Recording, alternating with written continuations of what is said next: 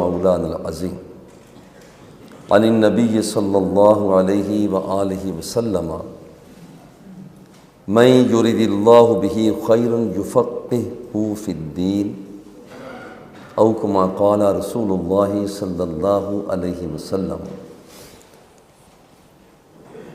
حمد و صلوات کے بعد پاکستان کے دور و نزدیک کے علاقوں سے تشریف فرما اہل علم دوست شخصیات اور آنے والے وقت میں افتاء کی ذمہ داریوں کو خوبصورتی، پائیداری اور مضبوطی سے نبھانے کا عزم صمیم کرنے والے ملت اسلامیہ کے نوجوانوں، دین متین کے دیوانوں اور شمع اسلام کے پروانوں، اللہ رب العزت ہم خادمین کی کوششوں کو آپ کے حوالہ سے اور اسلامی قدروں کی ترویج کے حوالہ سے درجہ قبولیت عطا فرمائے۔ یہ اساتذہ کی ٹیم، اللہ ان کا بھلا کرے، یہ مسلسل کوشاں رہتے ہیں، اور چونکہ یہ ایک آدمی کا کام نہیں ہے، جب تک کہ پوری ٹیم نہ ہو، اور آپ کو آج یہاں پہنچنے کی تکلیف جو دی، ایسا نہیں ہے کہ آپ کو کچھ معلومات نہیں ہیں اور آپ کو بڑی معلومات فراہم کرنا چاہ رہے ہیں۔ آج آپ نے اصل میں سب سے بڑا امتحان ہے، بہت بڑا امتحان آپ کا یہ ہے۔ آپ میں سے ہر فرد سینکڑوں نہیں ہزاروں بندوں کو ڈیل کرتا ہے، انہیں خطبے دیتا ہے اور درس قرآن و سنت انہیں پیش کرتا ہے۔ سنانے والے بندے کو جب کچھ سننا پڑ جائے تو یہ ایک بڑی آزمائش ہوتی ہے۔ آج آپ بڑی آزمائش میں ہیں، آپ کو سننا پڑ رہا ہے۔ اللہ رب العزت بے پناہ رحمتوں اور برکتوں سے سرفرازی عطا فرمائے اور ہم سب کا خاتمہ ایمان پر فرمائے، اور افتاء کے حوالہ سے جو ہماری سنجیدگی، متانت اور جو جواہر کے حصول میں ہم کوشاں ہیں، اللہ رب العزت ہماری ان کوششوں کو قبول فرمائے۔ آج کا انتخاب جو عنوان، بہت سے انتخابات ہیں فقہ کے حوالہ سے، چونکہ فقہ اسلامی میں ایک ہے کہ ہم قرآن مقدس کو دیکھیں، ظاہر کو لے لیں، نص کو لے لیں، مفسر کو لے لیں، محکم کو لے لیں، خفی کو لے لیں، مشکل کو لے لیں، مجمل کو لے لیں، متشابہات کو لے لیں۔ ایک ہے کہ ہم یہاں پر فقہ اسلامی کی تاریخ بیان کریں، یہ پہلو بھی ہو سکتا ہے۔ یہ بھی ہو سکتا ہے کہ فقہ اسلامی، فقہ حنفیہ جو ہے، اس کے قواعد و ضوابط کیا ہیں، وہ بھی ہو سکتا ہے۔ عنوان یہاں پر بہت سے ہو سکتے ہیں، مگر آج جو انتخاب کیا ہے، وہ انتخاب کیا ہے کہ فقہی اختلافات کے اسباب کیا ہے۔ فقہی اختلافات کے اسباب وہ کیا ہے؟ ایک ہے تاریخ کے تناظر میں کہ فلاں تاریخ کو یہ اختلاف ہوا، فلاں تاریخ کو، ہم نے اس طرف نہیں جانا، ہم نے دیکھنا کہ ان کے مبادیات کیا ہیں، ہم نے دیکھنا ہے کہ یہاں پر وجوہات کیا ہیں کہ جس وجہ سے اختلاف رائے ہوا، اور یہ اس کا انتخاب کیوں کیا گیا، کیونکہ صرف یہ پیش نظر رکھنا مقصود نہیں ہے کہ اختلاف رائے ہوا، اصل اس کی وجوہات کیا ہیں۔ جب ہمارے پیش نظر وہ وجوہات ہوں گی تو آج عصر حاضر میں معاملہ فہمی آسان ہو جائے گی۔ سب سے پہلے ایک مفتی کے لیے جو بات اس کے لیے امتحان کا درجہ رکھتی ہے وہ یہ ہے کہ وہ لکھ دیتا ہے کہ یہ مسئلہ ایسے ہے۔ اس کے اپنے ہی ہم اثر وہاں کے اور دوسرے مفتی وہ اور طرح سے لکھ دیتے ہیں۔ اب یہاں پر دونوں طرف سے تناؤ پیدا ہو جاتا ہے اور بھرپور تناؤ پیدا ہوتا ہے، الا ماشاء اللہ، حتیٰ کہ یہاں پر پھر ذاتیات بھی نہیں بچتی۔ بات تو ایسی نہیں تھی کیونکہ ذاتی انداز میں تو اختلاف رائے ہے نہیں، یہ تو ایک دین کا مسئلہ ہے۔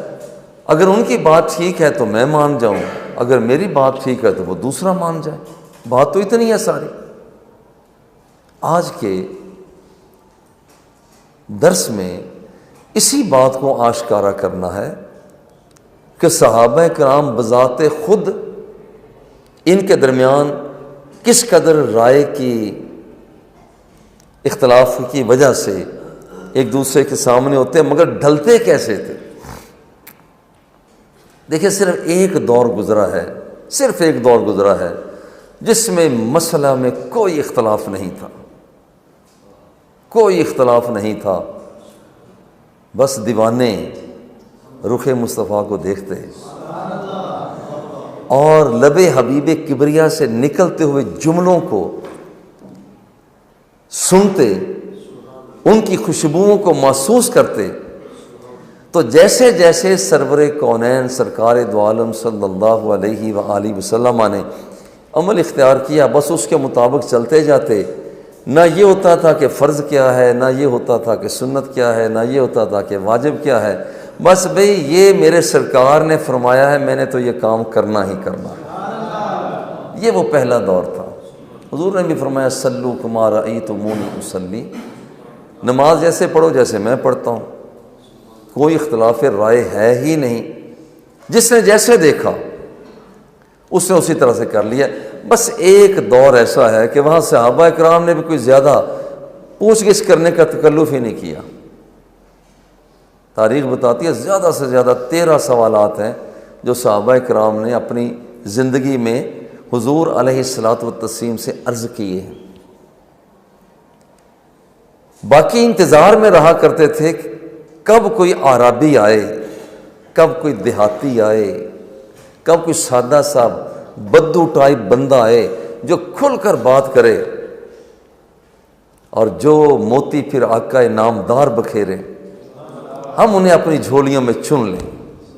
بس یہ دور تھا، اور بس ایک ہی دور گزرا ہے کہ جس میں کوئی اختلاف نہیں تھا۔ رائے یہاں بھی مختلف ہو جاتی تھی۔ حضور علیہ الصلاۃ والتسلیم نے صحابہ سے پوچھا کہ یہ کیا کرتے ہو؟ اور اس کے صحیح مسلم کی روایت ہے، حضور یہ جو موسم آتا ہے نا کھجور کا، تو ہم پیوند کاری کرتے ہیں، جیسے کہتے ہیں پیوند کرنا، تو یہ ہم بور یہاں پر ڈال دیتے ہیں نر کا، تو پھر پھل زیادہ ہوتا ہے۔ حضور نے فرمایا میں تو کہتا ہوں رہنے دو۔ اب یہاں پر صحابہ کرام نے کہا رہنے دیتے ہیں۔ اب اتفاق جیسے یہ ہوتا ہے امتحان، اس سال پھلوں کے اندر کمی آ گئی۔ خود حضور علیہ الصلاۃ والتسلیم نے ارشاد فرمایا کہ دیکھو جو تم یہ عمل کیا کرتے تھے، عمل تعبیر، عبرتن سوئی کے معنی میں، یہ جو عمل تعبیر کیا کرتے تھے یہاں پر بور ڈالنے والا، تمہارے یہ سائنس پہلے سے ہے، تو میں تمہیں اب کہتا ہوں کہ تم اسی طرح سے کرتے رہا کرو۔ حضور نے تو محسوس نہیں فرمایا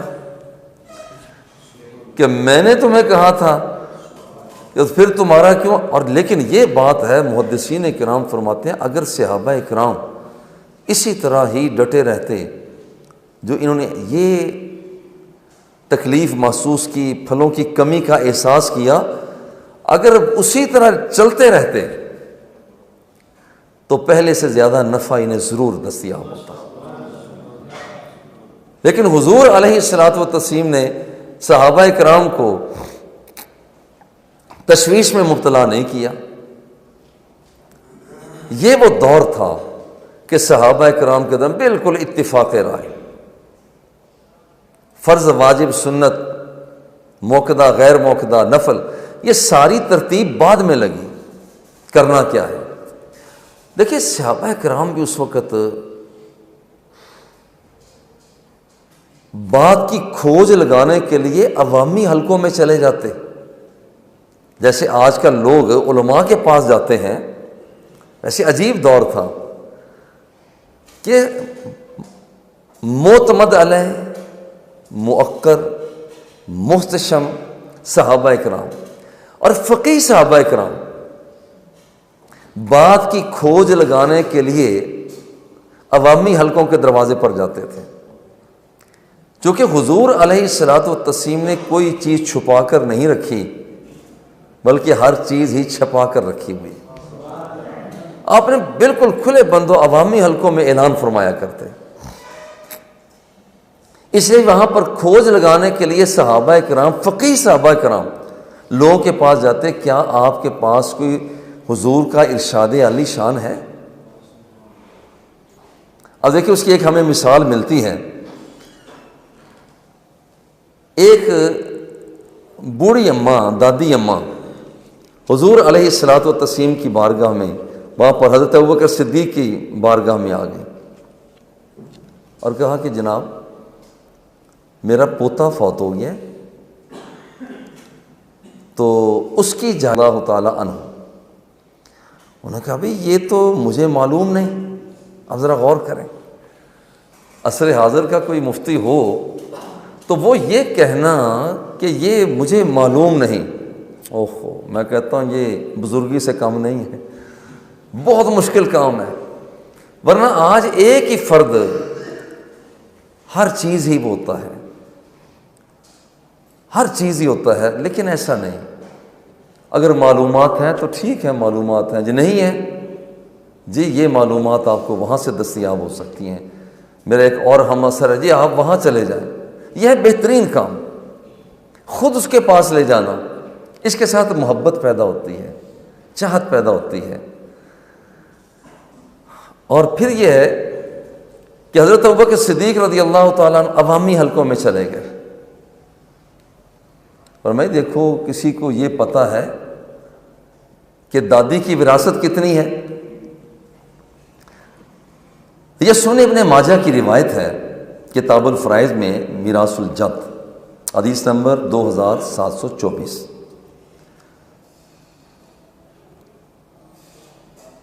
بی بی صاحبہ آ گئی، سوال کیا، آپ نے فرمایا ماں لاکے فی کتاب اللہ شیء، اماں کتاب الہی میں تو تمہارے لیے کوئی حصہ نہیں لکھا ہوا، وما علمت لک فی سنت رسول اللہ صلی اللہ علیہ وسلم،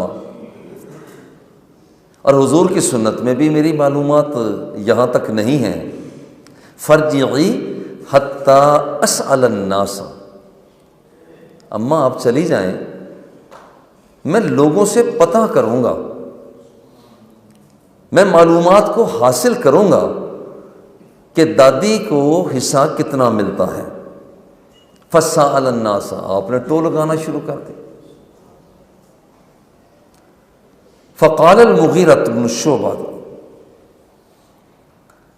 حضرت رسول اللہ صلی اللہ علیہ وسلم آتا السدس، انہیں کھڑے ہو کر کہا حضور میں گواہی دیتا ہوں کہ حضور علیہ الصلوۃ والتسلیم نے ایک دادی اماں کو جائیداد کا چھٹا حصہ تفویض کیا تھا۔ اب یہ چھٹا حصہ تفویض، پھر محمد بن مسلمہ کھڑے ہو گئے، انہوں نے کہا حضور میں بھی اس بات کی گواہی دیتا ہوں۔ کتنا سادہ طریقہ ہے بھائی، ایک بندے کو پتہ نہیں ہے تو دوسرے سے پوچھ لے،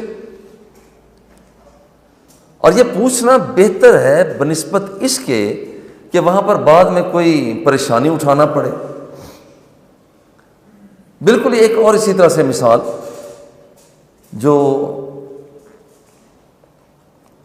واقعہ پیش آیا، حضرت عمر رضی اللہ تعالیٰ عنہ کو ایک مسئلہ کے بارے میں معلومات نہیں تھی. آپ بھی عوامی حلقوں میں گئے، اور لطف کی بات یہی ہے آج عوامی حلقے خواص کے پاس جاتے ہیں، اور خواص کے دل میں اتنا ڈر تھا کہ وہ حصول علم کے لیے عوام کے پاس جایا کرتے تھے. اور یہ بڑی بات ہے، اور یہ مشکل مسئلہ ہے، مشکل مسئلہ، بہت مشکل مسئلہ ہے کہ ایک شاگرد سے کہا جائے یار یہ کیسے ہے.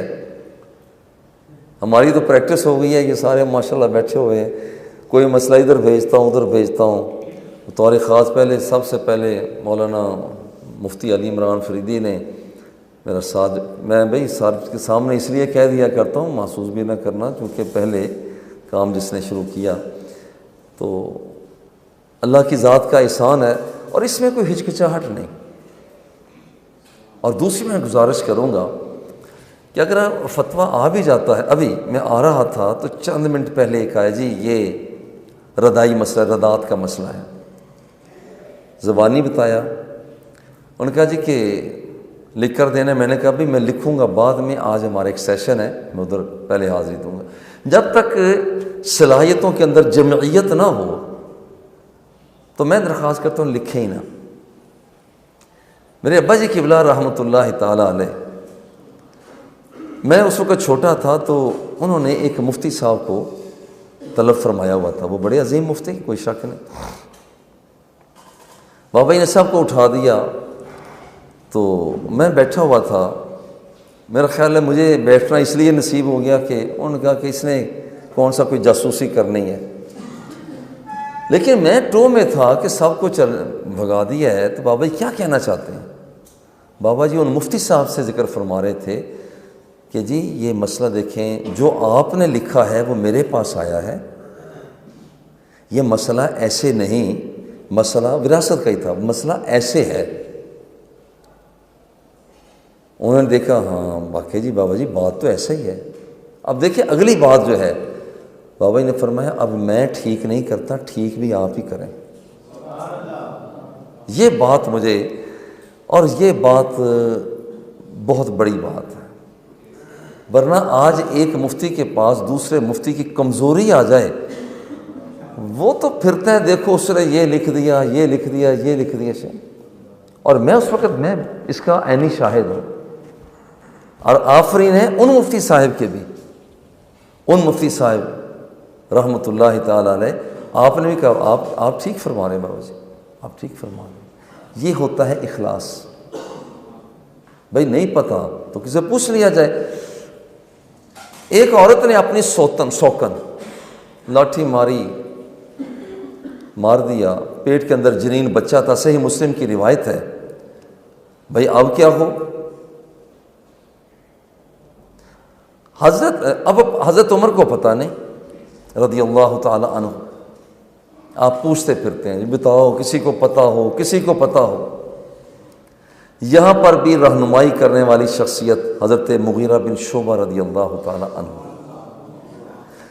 اب اس میں یہ ہے کہ انہوں نے کہا جی دیکھیے جو قتل ہو جائے اس کی تو اس کے لیے دی جاتی ہے پوری دیت ہوتی ہے، اور جو پیٹ کے اندر بچہ ہوتا ہے اب اس کے لیے کیا دینا ہوگا؟ اس کے لیے ہوگا غرہ. اور اس کی وضاحت بھی ہے کہ وہاں پر حاشیے میں غرہ سے مراد ایک غلام یا ایک باندی، تو وہ دینا ہوگی اسے. اب دیکھیے کہ اس معاملہ میں رہنمائی حضرت مغیرہ بن شعبہ رضی اللہ تعالیٰ عنہ نے، جو عوامی حلقے سے تعلق رکھتے ہیں، انہوں نے خاص حلقوں کی رہنمائی کر دی. بالکل اسی طرح سے حضرت عمر رضی اللہ تعالی عنہ، یہ تیسری مثال ہے کہ عوامی حلقوں میں جا کر کیسے پتہ کیا جاتا ہے. معذرت کے ساتھ آج ہمارے علماء، آج ہمارے مفتی یہ جستجو نہیں کرتے کہ عوامی حلقوں سے ذرا پتہ تو کر لیں. عوامی حلقوں سے مطلب ہے کہ بعض اوقات ایک بڑے عالم دین کے ذہن میں ایک مسئلہ نہیں ہوتا، یہ اس کی علمیت پر حرف نہیں ہے، بھئی وہ کسی اور سے پوچھ لیں جو ان کے شاگرد ہیں، شاگردوں کے شاگرد ہیں، ان سے رابطہ قائم کر لیں. یار میرے ذہن میں یہ بات ہے، بتاؤ یہ کیسے ہوگا، تو نتیجے تک ہم پہنچ سکتے ہیں. حضور سیدنا عمر فاروق رضی اللہ تعالی عنہ یہ ملک شام کی طرف جا رہے تھے، اور وہاں پر ملک شام میں انہیں راستے میں جو ملاقات ہوئی حضرت عبد الرحمن بن عوف کی، انہوں نے کہا کہ آپ اتنے لوگوں کو شام میں لے جا رہے ہیں. تو انہوں نے کہا اس میں کیا حرج کی بات ہے. عبد الرحمن بن عوف رضی اللہ تعالیٰ عنہ انہوں نے کہا جی آگے تو طاعون کا مرض پھیلا ہوا ہے. اب صحابہ کرام کی دو پارٹیاں ہو گئی. یہ کہتے تھے نہیں ہم مقصد نیک رکھتے ہیں، آگے جائیں گے. دوسرے نے کہا یار دیکھو ذرا کہ عبد الرحمن بن عوف کہہ رہے ہیں تو ہم نہ جائیں. اب یہاں پر جو پہلے عبد الرحمن بن عوف ہائی لائٹ نہیں ہوئے تھے، جب جھگڑا ہوا صحابہ کے درمیان آپ آگے بڑھتے ہیں. حضور سیدنا عبد الرحمن بن عوف رضی اللہ تعالیٰ عنہ انہوں نے کہا دیکھو حضور علیہ الصلاۃ والتسلیم نے ارشاد فرمایا ہے جب تمہیں یہ پتہ چل جائے کہ فلاں علاقے میں طاعون کا مرض پھیلا ہوا ہے، اذا سمعتم به بأرض فلا تقدموا علیہ، تو پھر یاد رکھنا وہاں نہ جانا، وہاں اقدام نہ کرنا.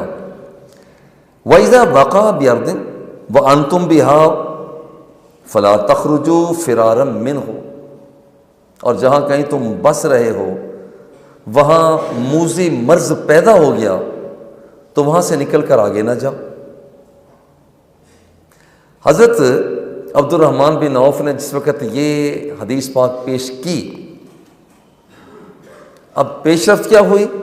اب پیش رفت جو حالانکہ حضور سیدنا عمر فاروق رضی اللہ تعالیٰ عنہ آگے جا رہے تھے، جو اپنی بات سے ہٹتے نہیں تھے، اتنے جم جاتے تھے. وہ زمین پر زلزلہ آیا تو آپ نے کوڑا مار کے کہا تو ہلتی ہے کیا، تجھ پر عدل نہیں ہو رہا؟ یعنی ڈٹ جاتے. دریا کو خط لکھ دیتے ہیں کہ میں غلام مصطفیٰ بول رہا ہوں، کیا تو ایک آدمی ایک شخص کا خون لے کر بہتا ہے؟ اگر تو اس طرح سے تو اپنی تیری مرضی، اگر تو رب کے حکم سے بہتا ہے تو میں غلام مصطفیٰ بول رہا ہوں، لکھ رہا ہوں، چل بہنا شروع کر دے. اس کی کیا مجال؟ یعنی اتنی بڑی شخصیت کہ جس وقت اپنی رائے پر ڈٹتے ہیں تو سرکار دو عالم صلی اللہ علیہ وآلہ وسلم کو رائے دی حضور یہ جو قیدی آئے ان کو قتل کرنا چاہیے. سرکار دو سرا نے رائے حضرت سیدنا ابوبکر صدیق کی انتخاب کر لی. اب دیکھو یہاں پر بھی رائے جو ہے اپنی پیش کی جا رہی ہے. اگلے دن آئے حضور علیہ الصلوۃ والتسلیم بھی آنسو بہا رہے ہیں، حضور سیدنا ابوبکر صدیق بھی آنسو بہا رہے ہیں. آپ کی رائے تھی، اس کی تائید آئی ہے رب کی طرف سے، تو ہم اس لیے رو رہے ہیں. اب دیکھو جو اپنی رائے پر ڈٹ جانے والے تھے، جب انہوں نے اس حدیث پاک کو سنا حضرت عبد الرحمن بن عوف سے، تو آپ نے فوری طور پر آگے جانے کی بجائے واپس مدینہ منورہ جانے کا ارادہ کر لیا. پچھلے دنوں میں طاعون یا جو ہمارا مرض وائرس پھیلا تو ہمارے بعض علماء نے بھی کہا کہ بھئی اس کچھ بھی نہیں ہے، بھئی اتنی چیزیں ہو چکی ہیں، اس کو محسوس کرنا چاہیے. یہاں پر ایک عظیم آدمی، مثلا آپ عظمت والے لوگ ہیں، تو اگر آپ یہ کہیں یہ کچھ بھی نہیں ہے تو گویا کہ اس کا مطلب ہے کہ ہم در پردہ وہ بعض مواقع پر پھر اسلام اور سائنس کو لڑائی کروا رہے ہوتے ہیں. حالانکہ سائنس تو اسلام کی خادم اور نوکر بن کر آئی. آپ یہیں پر دیکھ لیجئے حضرت عمر رضی اللہ تعالی عنہ، آپ نے آگے جانے کی بجائے پیچھے جانے کا فیصلہ کر لیا. لیجئے یہ تو وہ جگہیں، وہ مقامات کہ جن مقامات پر خاص لوگ عوامی حلقوں میں گئے ہیں، انہوں نے اپنے سے علمی اعتبار سے جنہیں سمجھا جاتا تھا یہ کم لوگ ہیں، ان کے ساتھ رابطہ کرنے میں کوئی ہچکچاہٹ محسوس نہیں کی۔ لیجیے جناب، یہ ایک دور حضور کے سرکار دو عالم صلی اللہ علیہ وآلہ وسلم کے زمانہ پاک میں کوئی اختلاف نہیں۔ صحابہ کرام اس کے بعد بڑھتے ہیں تو اس وقت آپ عوامی حلقوں میں اتر جاتے ہیں تاکہ ہمیں اصل مسئلہ میں دستیابی ہو۔ اب آئیے، اب آتا ہے وہ دور، اب جو نازک مرحلہ شروع ہو رہا ہے۔ اب حضور علیہ الصلوۃ والتسلیم آپ کو رخ طابہ کو صحابہ دیکھا کرتے، صبح آقا کے ساتھ، شام آقا کے ساتھ، جلوتیں خلوتیں آقا کے ساتھ، گھر سے چلتے کدھر جا رہے ہو؟ بھی دیدار مصطفیٰ کے لیے جا رہے ہیں، وہاں پر پہنچتے، یہ کام تھا۔ اب حضور علیہ الصلوۃ والتسلیم جب خاکدان عالم سے رخصت ہوئے، باقی رہ گئے صحابہ۔ صحابہ کرام کسی مسئلہ میں اجتہاد کر لیتے، ایک صحابی اجتہاد کرتے، دوسرے صحابی اجتہاد کرتے، تیسرے اور بھی اجتہاد کر لیتے۔ اب یہ اجتہاد شروع تھے، اب یہ اجتہاد شروع ہیں۔ مجتہد فیہ مسئلہ، جس میں اجتہاد کیا گیا ہے، مجتہد فیہ مسئلہ جس میں اجتہاد کیا گیا ہے، انہیں پتہ نہیں ہوتا تھا سرکار نے کیا فرمایا ہے، مگر وہ اپنے طور پر اسلام کے مزاج کو سامنے رکھتے ہوئے، بھئی اسلام کا مزاج یہ ہے اور اسلام یہی فرما سکتا ہے، اپنے طور پر صحابی رسول ایک مسئلہ بیان کر دیا کرتے ہیں۔ بعد والے دور میں کچھ دنوں کے بعد، کچھ مہینوں کے بعد، کچھ وقفے کے بعد خوشی کی بات یہ ہوتی کہ جو کچھ صحابی رسول نے مجتہد فیہ مسئلہ میں اقدام کیا ہوتا تھا، عین ان کی رائے کے مطابق حضور علیہ الصلوۃ والتسلیم کا ارشاد عالی شان مل جاتا تھا۔ اوہو، صحابی رسول اتنا خوش ہوتے، اتنا خوش ہوتے کہ میری رائے کا یہ مقام کہ میرے مصطفیٰ کی رائے کے ساتھ میری رائے مل گئی، اوہ ہوئے ہوئے، کیا بات ہے۔ یہ وہ مقام ہوا کرتا تھا یہاں پر جو صحابہ کرام اتنے جھومتے کہ حضور کی رائے کے ساتھ ہماری رائے مل گئی۔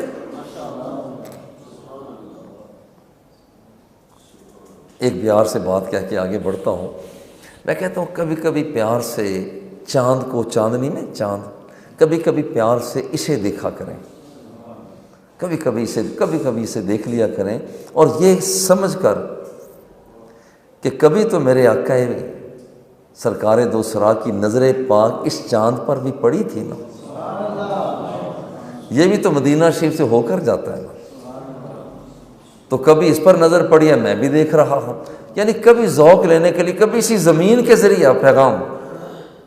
میں حیران ہوا، یہ ابھی تھوڑی دیر پہلے ہی وہ اتنا لمبا خط ایک بچے نے دیا، میں حیران ہوا اس کی عمر پر، چھوٹی سی اس کی عمر ہے، اس سے صرف 4-5 دن پہلے خط دیا، آج وہ جواب چاہ رہا تھا۔ خط کیا تھا؟ خط یہ تھا اس نے رب سے باتیں کی ہوئی تھی اور اس نے مجھے پابند کیا تھا کہ آپ نے پڑھنی ہیں، یہ دعائیں ہیں، تو میں نے رب سے باتیں کی ہیں، بس میرا خط تم نے پڑھنا ہے، میری رب کو تو نے میری باتیں سنانی۔ میں اتنا حیران ہوا کہ اللہ نے اتنا ذوق اسے دیا ہے۔ یہ ابھی کی بات ہے، ابھی کی بات ہے۔ تو اس طرح سے ذوق سے صحابہ کرام ذوق لیا کرتے، ہماری رائے ہمارے آقا نعمت کے ساتھ مل گئی ہے، بہت جھوما کرتے۔ اور دیکھیے یہاں پر ایک مسئلہ چلا، حضرت عبداللہ بن مسعود رضی اللہ تعالیٰ عنہ سے ایک خاتون نے پوچھا کہ آپ یہ بتائیں کہ ایک عورت کا حق مہر مقرر نہیں ہوا اور اس کا شوہر مر گیا، اب کیا کرنا ہے؟ تو تو آپ نے فرمایا بھی دیکھو مجھے تو اس بات کے بارے میں علم نہیں ہے. حضرت عبداللہ بن مسعود فرماتے ہیں بھی میری معلومات نہیں ہیں. خیر میں تمہیں بتا دوں گا. عوامی حلقے میں چلے گئے, لوگوں سے نہ پتہ چل سکا. خاتون نے کہا نہیں جی آپ مجھے بتائیں, کچھ اجتہاد کر کے بتائیں. آپ نے فتویٰ دے دیا. معلومات کہیں سے دستیاب نہ ہوئیں, مگر دل نے فیصلہ کیا کہ مہر مثل جو ہے نا, خواتین کا دیکھا جائے گا کہ اتنی کتنی جو خواتین ہیں ان کا کتنا مہر ہوتا ہے, تو چلو اس کے مطابق دے دیا جائے. یہ بات ہو گئی. اب فیصلہ کر دیا گیا. اس کے بعد ایک وقت آیا اور حضرت ابن مسعود رضی اللہ تعالی عنہ انہوں نے فرمایا دیکھو یہ میں نے اپنی رائے سے کہا ہے, اگر تو یہ فَإِن كَانَ ثَوَابًا فَمِنَ اللَّهِ وَحْدَهُ لَا شَرِيكَ لَهُ, بھائی اگر یہ رائے ٹھیک ہے تو اللہ کی طرف سے ہے. وَإِن كَانَ خَطَأً فَمِنِّي, بہت بڑی بات, بھائی اگر یہ کوئی کجی ہے, کمزوری ہے, تو یاد رکھو پھر میرے ابن مسعود کی طرف سے ہی ہے. اسلام کو یوں بچاتے. آج کل لوگ اسلام کو ڈھال بناتے ہیں. بات اپنی کرنا ہوتی ہے لیکن اسلام کو ڈھال بنا لیتے ہیں. مگر صحابہ کرام ہے کہ اگر کسی چیز کے بارے میں پتہ نہیں, کہیں ایسا نہ ہو کہ ہماری یہ نسبت جو ہے وہ درست نہ رہے, تو وہ اسلام کو ڈھال نہیں بناتے, خود ذبح ہو جاتے تھے. بھائی اگر غلطی ہے تو میری ہے, اسلام کا اس میں کوئی قصور نہیں ہے. فرمایا کہ فَمِنِّي وَمِنَ الشَّيْطَانِ وَاللَّهُ وَرَسُولُهُ بُرَاءٌ. فرمایا کہ یہاں پر اللہ اور اس کے رسول اس کے اندر وہ بری و ذمہ ہے. کہتے ہیں کہ میرا جو ہے نا خیال وہ یہی ہے کہ میں اسے دے دوں. آپ نے تو فیصلہ کر دیا اجتہاد کے ساتھ.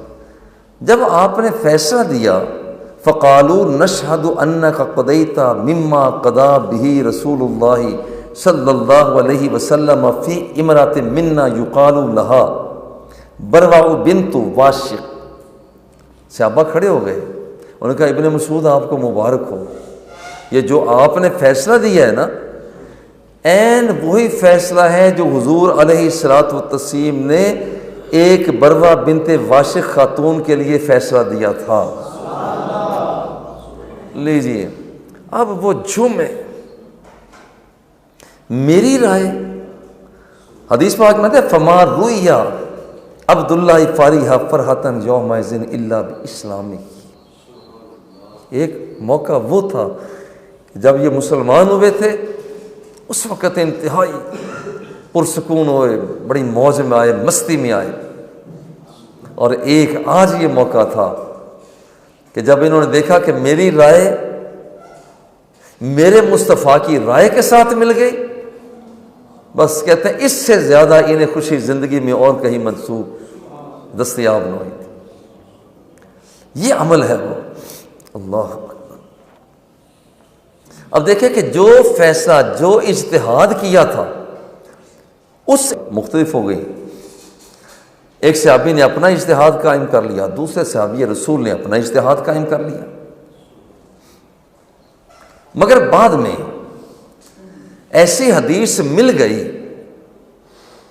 کہ جس نے ایک صحابی رسول کی تائید کر دی. یہ دوسرا مرحلہ ہے. پہلا کیا تھا؟ پہلا یہ تھا کہ بندے نے اپنی رائے قائم کی اور عین اسی کے مطابق ہی حضور علیہ الصلوۃ والتسلیم کی حدیث پاک مل گئی, لوگوں نے بتا دیا. اب صورتحال یہ ہے کہ ایک صحابی اپنا اجتہاد قائم کرتے ہیں, اسی دوران کوئی ایسی حدیث مل جاتی ہے جس کے بارے میں صحت کا ظن غالب ہے. ہاں جی لگتا ہے کہ ایسا ہی ہوگا, صحت کا ظن غالب ہے, ہاں جی لگتا ہے کہ ایسا ہی ہوگا, اس پر عمل کر لیا جاتا ہے. وہ صحابی رسول اس پر عمل کرتے ہیں. اب یہاں پر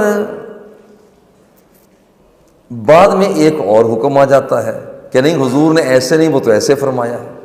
اور یہ بڑا نازک مرحلہ, بہت نازک مرحلہ. دیکھیں حضور سیدنا ابو ہریرہ رضی اللہ تعالی عنہ، آپ کا خیال یہ تھا کہ طلوع فجر تک جنبی رہنے والا بندہ جس نے غسل کرنا تھا غسل کر نہیں سکا، فجر طلوع ہو گئی، اب یہ طلوع فجر تک اسی حالت میں رہنے والا بندہ، اب یہ بندہ اس کی حالت کیا ہوگی؟ اس کا روزہ نہیں ہوگا۔ آپ کے ذہن میں یہ بات آ گئی، جیسے آپ کے ذہن میں یہ بات آ گئی تھی کہ دیکھو جو وضو کرنے والے ہیں، جہاں تک وضو کیا جاتا ہے قیامت کے دن وہ روشن ہوں گے، تو وہ تو بغلوں تک کر لیا کرتے تھے۔ وہ کہا کرتے بھی اس کا مطلب ہے کہ یہاں جتنا حصہ علاقہ روشن ہوگا، جتنا علاقہ وضو کے زیر آب آئے گا اتنا روشن ہوگا، میں تو جی آگے تک لے جانا چاہتا ہوں۔ ان کے ذہن میں بات آ گئی۔ مگر ذرا غور کریں، حضور علیہ الصلوۃ والسلام کاشان نبوت سے کہا کہ نہیں، ابو ہریرہ کی رائے درست نہیں ہے۔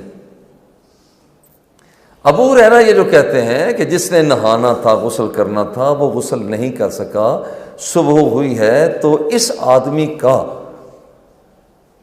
کوئی روزہ نہیں ہوگا۔ ام المومنین نے بتایا کہ نہیں، یہ ابو ہریرہ کی اپنی رائے، اپنی طرف سے انہوں نے سوچ لیا ہے، ورنہ انہوں نے ایک اس بات کا جو اظہار کیا، ام المومنین سیدہ عائشہ صدیقہ رضی اللہ تعالی عنہا اس کی راویہ ہے۔ صحیح بخاری کی روایت ہے، حدیث نمبر 1830۔ اشہد علی رسول اللہ صلی اللہ علیہ وسلم، ام المومنین نے گواہی دے کر کہا، میں اللہ کی گواہی دیتی ہوں۔ ہوتا کیا تھا؟ ان کا نا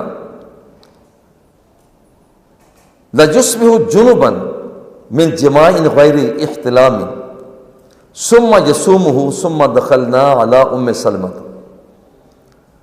اب دیکھیے یہاں پر پہلی بات کہتے ہیں کہ ایسا کبھی ہو جاتا تھا، حضور علیہ الصلوۃ والتسلیم آپ نے غسل کرنا ہوتا، صبح کا وقت ہو جاتا، مگر آپ نے غسل نہیں فرمایا تھا، اس کے باوجود آپ روزے کے ساتھ ہوتے تھے۔ اور یہی بات حضرت ام سلمہ رضی اللہ تعالی عنہ، انہوں نے بھی یہی بات کہہ دی کہ جو بات ام المومنین سیدہ عائشہ صدیقہ رضی اللہ تعالی عنہ نے کہی۔ صحابی نے اپنا اجتہاد قائم کیا، حضرت ابو ہریرہ نے رضی اللہ تعالی عنہ، انہوں نے اپنا اجتہاد قائم کیا، مگر ان کے اجتہاد کے خلاف ایک ایسی روایت مل گئی کہ جس روایت کے بارہ میں یہ ہے ظن غالب ہے کہ نہیں یہ بات ٹھیک ہوگی۔ بھئی فقیہہ، سیدہ، طیبہ، طاہرہ، عالمہ، فاضلہ، مفتیہ، محدثہ، کریمہ، ہماری ماں ام المومنین سیدہ عائشہ صدیقہ رضی اللہ تعالی عنہا، وہ سرکار کی حدیث بیان کر رہی ہیں۔ اگرچہ اماں جی کی بعض ایسی روایات آتی ہیں کہ ان کے ساتھ صحابہ کرام نے اختلاف رائے کیا، ام المومنین کی رائے، مگر صحابہ کرام کی رائے ام المومنین کی رائے سے ہٹ کر ہو گئی اور ظن غالب ان کی صحت کی طرف چلا گیا، لہذا وہاں پر ہم باقی صحابہ کے مطابق عمل کرتے ہیں۔ اب دیکھیں اس موقع پر جب حضرت ابو ہریرہ رضی اللہ تعالی عنہ کو پتہ چلا کہ میں نے نظریہ یہ قائم کیا تھا کہ رات جس نے جنابت کا غسل کرنا ہے نہیں کر سکا اور دن ہو گیا تو اس کا تو وضو نہیں ہوگا، یہ تو ام المومنین میری رائے کے خلاف بیان فرما رہی ہیں، اور اس بیان کا جو ام المومنین نے عطا کیا ظن غالب تھا کہ ہاں ایسا ہوگا، اور یہ تو پھر گھر کی تصدیق تھی جو کہیں اور سے دستیاب بھی نہیں ہو سکتی تھی۔ حضرت ابو ہریرہ دستبردار ہو گئے، اور یہ جو دستبرداری ہے، دیکھیں حضرت ابو ہریرہ کوئی چھوٹے بندے تو نہیں ہیں، بڑی شخصیت ہیں، مگر آپ نے یہ نہیں کہا کہ اچھا اب میں دستبردار ہوں گا تو زمانہ کیا کہے گا، زمانہ کیا کہے گا۔ میں کہتا ہوں ان کے ذہن میں صرف ایک بات تھی کہ اگر صحیح بات کو بھی میں نے نہ مانا تو حسنین کا نانا کیا کہے گا. وہ یہ تھا کہ اس انداز میں وہ دستبردار ہو گئے، مگر نا جی نا، یہ ہم اس میں نہیں آتے ہیں. اب دیکھیں ظن غالب تھا کہ ہاں ام المومنین نے جو بات کی ہے وہ صحیح ہے. اچھا کبھی ایسا ہوتا ہے کہ صحابی رسول نے اجتہاد کیا، ایک اور روایت مل جاتی ہے، ایک اور حدیث مل جاتی ہے، مگر اس حدیث کے بارے میں صحت کا ظن نہیں ہے. وہ کئی وجوہات ہو سکتی ہیں، وہاں پر صحت کا ظن نہیں ہے، وہاں پر لگتا ہے نہیں یہ بات درست نہیں ہے. دیکھیے اس اجتہاد پر اس بات کو یہاں پر لے کر اجتہاد کو قربان نہیں کیا جائے گا، بلکہ وہ جو ظن جس طرف جا ہی نہیں رہا، نہیں یہ بات نہیں ہو سکتی، بھئی اسے چھوڑ دیا جائے گا. اس کی ایک مثال ہے، حضرت فاطمہ بنت قیس رضی اللہ تعالی عنہ، ان حضور سیدنا عمر فاروق رضی اللہ تعالی عنہ کے سامنے اپنی طلاق کا مسئلہ رکھا. جی مجھے طلاق ہو گئی تھی اور میرے بارے میں فیصلہ کیا گیا تھا لا سکنا ولا نفقتا، کہ مطلقہ کو نہ تو رہائش دی جائے گی اور نہ ہی اس کو نفقہ دیا جائے گا. اب دیکھیے ادھر جو بیان کر دیا گیا، حضرت عمر جیسی شخصیت سے نے دیکھا جی میرے لیے یہ فیصلہ کر دیا گیا تھا، اپنی ذاتی بات بتا رہی ہیں، لا سکنا ولا نفقتا، نہ سکنا دیا جائے گا، نہ رہائش دی جائے گی، نہ نانو نفقہ دیا جائے گا. حضرت عمر ڈٹ گئے، میں نہیں مانتا. وہ کہہ رہی ہیں، حضرت فاطمہ بنت قیس کہہ رہی ہیں لا سکنا ولا نفقتا، نفقہ نہیں ہے، سکنا نہیں ہے، لیکن اس کے باوجود حضرت عمر رضی اللہ تعالی عنہ ماننے کے لیے تیار نہیں ہو رہے. اچھا اب یہ تیار کیوں نہیں ہو رہے، اس کی کیا وجہ ہے؟ اسے خاص وہ کہتے ہیں کہ دیکھیں ہم قرآن مقدس کو دیکھیں یا آپ کی بات کی طرف دھیان دیں. قرآن مقدس فرماتا ہے وَلَا تُخْرِجُوهُنَّ مِن بُيُوتِهِنَّ، عورتوں کو طلاق کی صورت میں انہیں ان کے گھر سے نہ نکالو.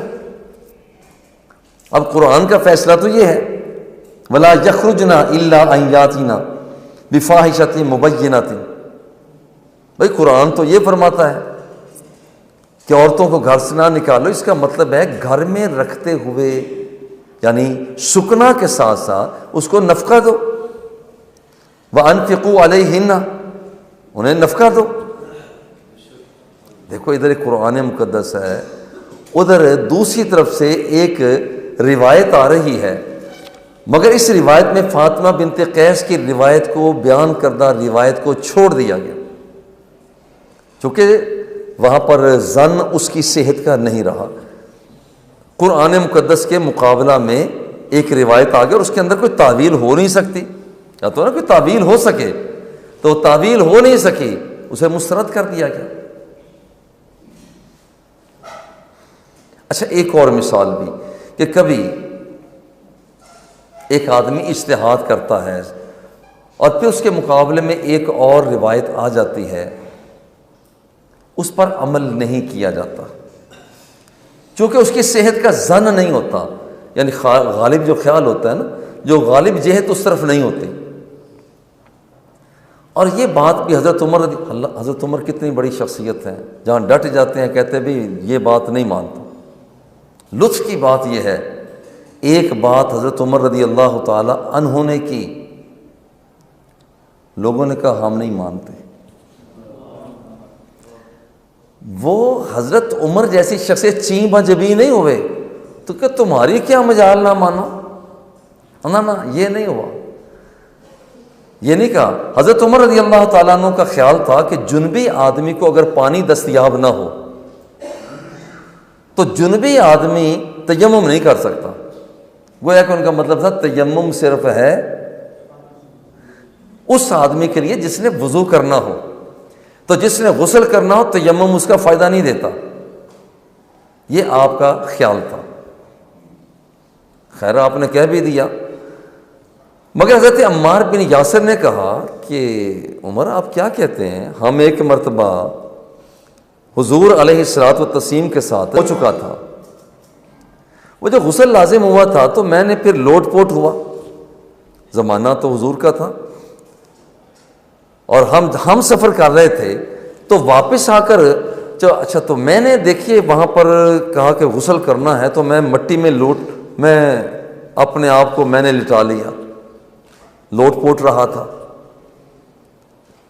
واپس آ کر میں نے کہا کہ حضور میں نے غسل کرنا تھا، تو میں نے اپنے طور پر سمجھا کہ وضو جب کرنا ہو تو پھر 2 ضربیں لگائی جاتی ہیں، بعض 1 ضرب کہتے ہیں، تو 2 ضربیں لگائی جاتی ہیں، تو میں نے سوچا کہ غسل کرنا ہے تو پھر سارے کے سارے بدن پر ہی مٹی لگانی ہوگی، تو میں تو پھر لوٹ پوٹ سنا شروع کر دیا تھا، کبھی میں ادھر چلا جاتا کبھی ادھر چلا جاتا، سارا مٹی ہی مٹی ہو گئی۔ میں نے سمجھا کہ اب میرا جو تیمم کی جگہ پر جو چیز ہونی تھی اب ہو گئی۔ تو حضور نے فرمایا تھا، عمر حضور نے فرمایا تھا نہیں تمہارے لیے وہی تیمم کافی تھا۔ مگر حضرت عمر رضی اللہ تعالی عنہ انہوں نے کہا یہ آپ کیسی بات کرتے ہیں عمار بن یاسر، اب دیکھیں دونوں صحابی ہیں، دونوں جلیل القدر ہیں، رائے کے اندر اتنا بڑا اختلاف ہو گیا۔ اب دیکھیں اب کرنا کیا ہے، اب ہوا یہ کہ 2 شخصیتوں کی باتیں، حضرت عمر کی بات کہ جنبی آدمی جو ہے وہ تیمم نہیں کر سکتا، عمار بن یاسر کہتے ہیں کہ میں نے بذات خود اپنے آپ کو زمین کے اندر لوٹ پوٹ کیا، بعد میں مسئلہ سرکار سے عرض کیا تو سرکار نے فرمایا تھا کہ نہیں وہاں تیمم کافی تھا۔ حضرت عمر اپنی جگہ پر ڈٹے ہوئے۔ اب ہوا کیا، ہوا یہ بات اچھل کر عوامی حلقوں میں چلی گئی۔ عمر فاروق یہ کہتے ہیں، عمار بن یاسر یہ کہتے ہیں۔ تاریخ بتاتی ہے کہ عمار بن یاسر کی بات کو عوامی حلقوں نے پذیرائی دی، حضرت عمر رضی اللہ تعالی عنہ کی بات پر عمل نہ ہو سکا۔ آج بھی آپ ذرا غور کریں کہ جنبی آدمی وہ طہارت میں آنا چاہتا ہے، طہارت میں آنا چاہتا ہے تو اس وقت اسے کرنا کیا ہوتا ہے، تیمم کرتا ہے۔ حضرت عمر رضی اللہ تعالی عنہ کی بات کہ وہ عوامی حلقوں میں پذیرائی دستیاب نہ ہو سکی۔ لیکن مولانا اس سلسلہ میں یہ صحیح مسلم کی روایت ہے، حدیث نمبر 820،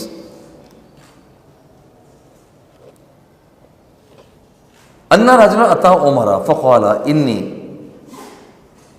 اجنبت فلم اجد ماء فقال لا تصلی۔ ایک شخص آ گئے، حضور جنبی ہو گیا ہوں کیا کروں؟ آپ نے بھائی تم نماز نہیں پڑھ سکتے، پانی نہیں بھی ہے۔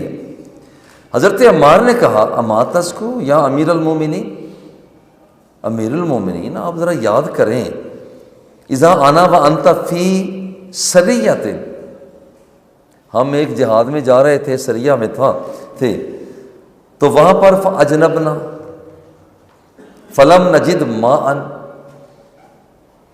ہم نے غسل لازمی کرنا تھا، پانی دستیاب ہو نہ سکا، تو پھر میں نے کیا کیا، آپ نے تو نماز نہیں پڑھی تھی، واما آنا فتمعکت، اپنے آپ کو میں نے مٹی میں لوٹ پوٹ کرنا شروع کر دیا تھا۔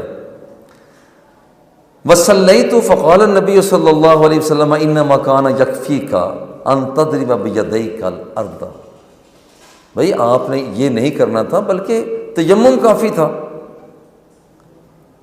اور بس اس وقت ہاتھ لگا لیتے، اس کے بعد پھونک مار دیتا کہ چہرے پر مٹی نہ لگتی، ثم تمسا بہما وجہک وکفیک، پھر اپنے چہرے پر مل لیتے، کونیوں پر مل لیتے۔ لو جناب اب ذرا غور کریں، یہ اختلاف امت یعنی فقہی مسائل میں اختلاف ہے، یہ تاریخ نہیں ہے کہ یہاں پر یہ تاریخ اس تاریخ کو یہ ہوا، اس تاریخ کو یہ ہوا، اس میں ہے کہ بنیاد بنتی کیسے ہے۔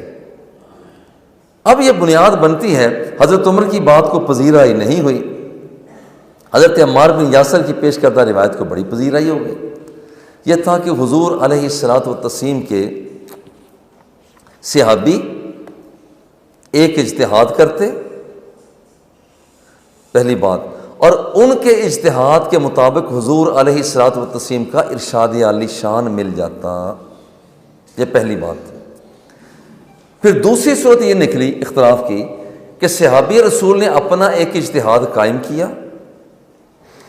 انہیں کوئی ایسی روایت مل گئی اور ظن غالب ہے کہ ہاں ایسا ہی ہوگا، اب یہاں پر وہ اپنی رائے کو چھوڑ دیتے اور دوسری رائے کو اختیار کر لیتے جن کے بارے میں تو ہاں حضور نے ایسا ارشاد فرمایا ہوگا۔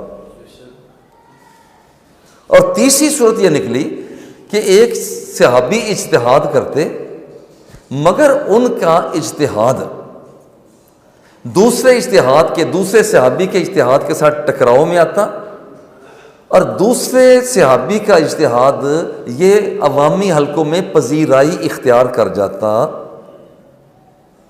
تو پہلے صحابی کوئی مزاحمت نہیں کیا کرتے تھے، وہ مزاحمت نہیں کیا کرتے تھے۔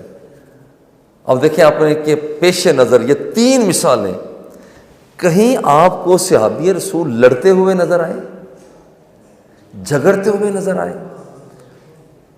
مسجد میں برسر منبر مخالفت کرتے ہوئے نظر آئے، میں ٹھیک ہوں وہ ٹھیک نہیں ہے؟ آج ہمارے لاؤڈ سپیکر چلا لیے جاتے ہیں، جو میں کہتا ہوں اوہو، جب تک اپنی ذات کی نفی ہم نہیں کریں گے اس وقت تک اس بات نہیں ہو سکتا۔ مٹا دے اپنی ہستی کو اگر کچھ مرتبہ چاہے، کہ دانہ خاک میں مل کر گل و گلزار ہوتا۔ مجھے ایک نہ تھی، ہمارے ایک استاد محترم اللہ انہیں جنت الفردوس میں بلند مقام عطا فرمائے، ابو الجسر محمد ظفر اقبال خان فریدی رحمۃ اللہ، میں نے یہ شعر ان سے سنا تھا، نہ تھی جب تک اپنے عیبوں کی خبر، رہے ڈھونڈتے اوروں کے عیب و ہنر، جب پڑی اپنے عیبوں پر نظر، جہاں میں کوئی برا نہ لگا۔ بھائی اتنی بات ہے، یہ ہم پتہ نہیں کدھر چلے جاتے ہیں۔ اب دیکھیں صحابہ کرام کا صرف ایک مرحلہ ہے ابھی، کہ صحابی رسول نے اجتہاد کیا، ان کے اجتہاد کے مد مقابل ایک اور اجتہاد آ گیا، مد مقابل اگر سرکار کا ارشاد عالی شان آ گیا، دستبردار ہو کر وہ گئے کہ میرے آقا نے میری اصلاح فرما دی ہے۔ اور کبھی ایسا ہوا کہ وہاں پر اجتہاد کیا، ظن غالب ہے کہ دوسری بات ٹھیک ہے، بھائی وہ ٹھیک ہے، ان کی بات کو مانیں گے، میری بات کو نہ مانو۔ ایک اجتہاد کیا ظن کے خلاف، وہاں پر دوسری طرف اور کسی نے پیش کر دیا، مگر وہاں پر یہ ہوا کہ نہیں، یہ بات درست نہیں ہو سکتی، یہ تو قرآن سے متصادم ہے، تو ٹھیک ہے، اسے نہیں مانا جائے گا۔ لیجیے مولانا، ایک یہ تو تھا ایک سبب اختلاف ہے، فقہی اختلاف کا ایک سبب، فقہی اختلاف کا۔ یہ باقی آگے آ رہی ہیں باتیں تو، لیکن دیکھیں یہاں پر ہمارے حنفیوں کے ہاں، ہم ہدایہ کو لے لیں، کتنا اختلاف ہے، امام ابو حنیفہ رحمہ اللہ کے شاگردوں کا کتنا اختلاف ہے، امام ابو یوسف، امام محمد، آپس میں تنازع، امام ان دونوں کا اپنے استاد سے تنازع، استاد کا شاگرد سے تنازع، مگر پھر ہم دیکھتے ہیں کہ ایک ہی جگہ پر بیٹھے ہوئے استاد شفقت کر رہا ہے اور وہ محبتیں لے رہے ہیں۔ یہ ہے انداز۔ آج ذرا فضا کو ذرا غور کریں کہ اس وقت پاکستان کی فضا فقہی اعتبار سے، مسائل کے اعتبار سے کتنا تناؤ ہے، کتنا تناؤ ہے۔ آج تو جنگ لگی ہوئی ہے، جنگ لگی ہوئی ہے، اور جس وقت ایسے لوگ معاشرے میں اتریں گے تو لڑائیاں ہوں گی۔ جب آپ کو اللہ رب العزت نے یہ استعداد عطا فرمائی ہے، فرما رہا ہے کہ بھئی یہاں پر مخالفت نہیں بلکہ یہاں پر اختلاف رائے تو ہو جاتا ہے۔ دیکھیں ایک دوسرا سبب،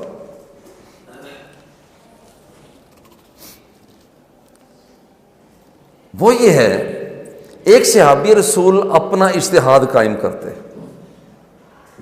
انہیں پتہ ہی نہ ہوتا کہ اس سلسلے میں آقا نعمت سرکار دو عالم صلی اللہ علیہ وآلہ وسلم کا کوئی ارشاد بھی ہے۔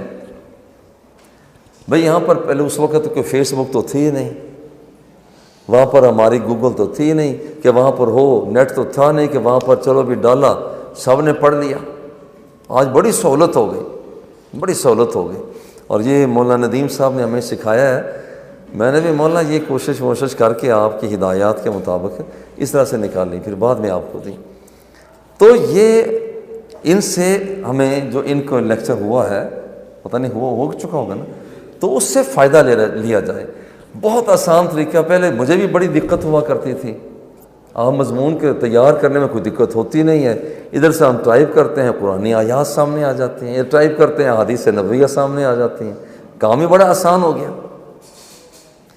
پہلے کیا تھا، وہاں پر ایک دوسرا سبب جو اختلاف کا باعث بنا، ایک صحابی رسول وہ اپنا ایک اجتہاد قائم کر لیتے، اور انہیں یہ معلوم نہ ہوتا کہ اس سلسلہ میں حضور علیہ الصلوۃ والتسلیم کچھ ارشاد فرما چکے ہیں، بس وہ اپنے طور پر عمل کرتے رہے۔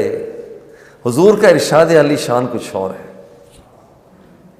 مگر لطف کی بات یہی ہے، لطف کی بات یہی ہے، وہ عمل کر رہے ہیں، ان کے پاس کوئی حضور کی بیان کردہ حدیث نہیں پہنچی، اپنے اجتہاد کے ساتھ عمل کر رہے ہیں، اور ادھر عمل ہو رہا ہے کہ حضور علیہ الصلوۃ والتسلیم نے جو ارشاد فرمایا ہے اس کے مطابق بالکل آمنے سامنے خلاف باتیں ہیں۔ مزے کی بات اور لطف کی بات یہ ہے، رب ذوالجلال کی بارگاہ میں اپنی کوشش پوری کرنے کے باوجود انہیں کوئی حدیث پاک ملی نہیں، حدیث نبوی صلی اللہ علیہ وآلہ وسلم دستیاب نہیں ہوئی، تو جو کچھ پھر ان کے دل میں آیا، اسلام کا یہ مزاج ہے، اس کے مطابق انہوں نے کام کرنا شروع کر دیا۔ اللہ جل جلالہ انہیں بھی ثواب دے رہا ہے، اور رب ذوالجلال انہیں بھی ثواب دے رہا ہے، بس فرق یہ پڑتا ہے انہیں 11 ثواب مل رہا ہے، انہیں 2 ثواب مل رہا ہے۔ تو وہاں پر کوئی مختی ہو یا مصیب ہو، بہر 2 صورت اللہ رب العزت اسے ناراض نہیں ہوتا۔ نیت اچھی ہے نا، نیت گندی نہیں ہے، خدا پناہ دے، اللہ معاف فرمائے، نیت ہو گندی، لوگ مجھے جانیں، فتویٰ میں ایسا دوں گا کہ میں پورے معاشرے کو وقت ڈال کے رکھ دوں گا۔ اوہو بھائی، تو وقت میں تو ڈالے گا، مگر یاد رکھ کہ وقت میں پڑ بھی جائے گا۔ یہ جنون نکلنا چاہیے، یہ جنون نکلنا چاہیے، اور یہ غلطی کبھی ہو جاتی ہے۔ یا ہمارے ساہیوال کے اندر، میں بھی یہاں پر افتاح کی ذمہ داری سنبھالی، تو یہاں علماء مل کر آ گئے، انہوں نے کہا جی فلاں سکول کا استاد ہے، یہ اس نے عبارت بولی ہے اور یہ جملہ کفریہ ہے، تو ہم آپ کی تصدیق کروانے کے لیے آئے ہیں۔ مجھے یہ چاہیے تھا کہ میں اس بندے سے رابطہ قائم کرتا جس کا یہ مسئلہ تھا۔ میں نے دیکھا کہ یہ بندے معروف ہیں اور اس فیلڈ کے شناور ہیں، میں نے جو کچھ انہیں تحریر کیا ہوا تھا اور اس کے مطابق واقعتاً یہ کفر بن بھی رہا تھا۔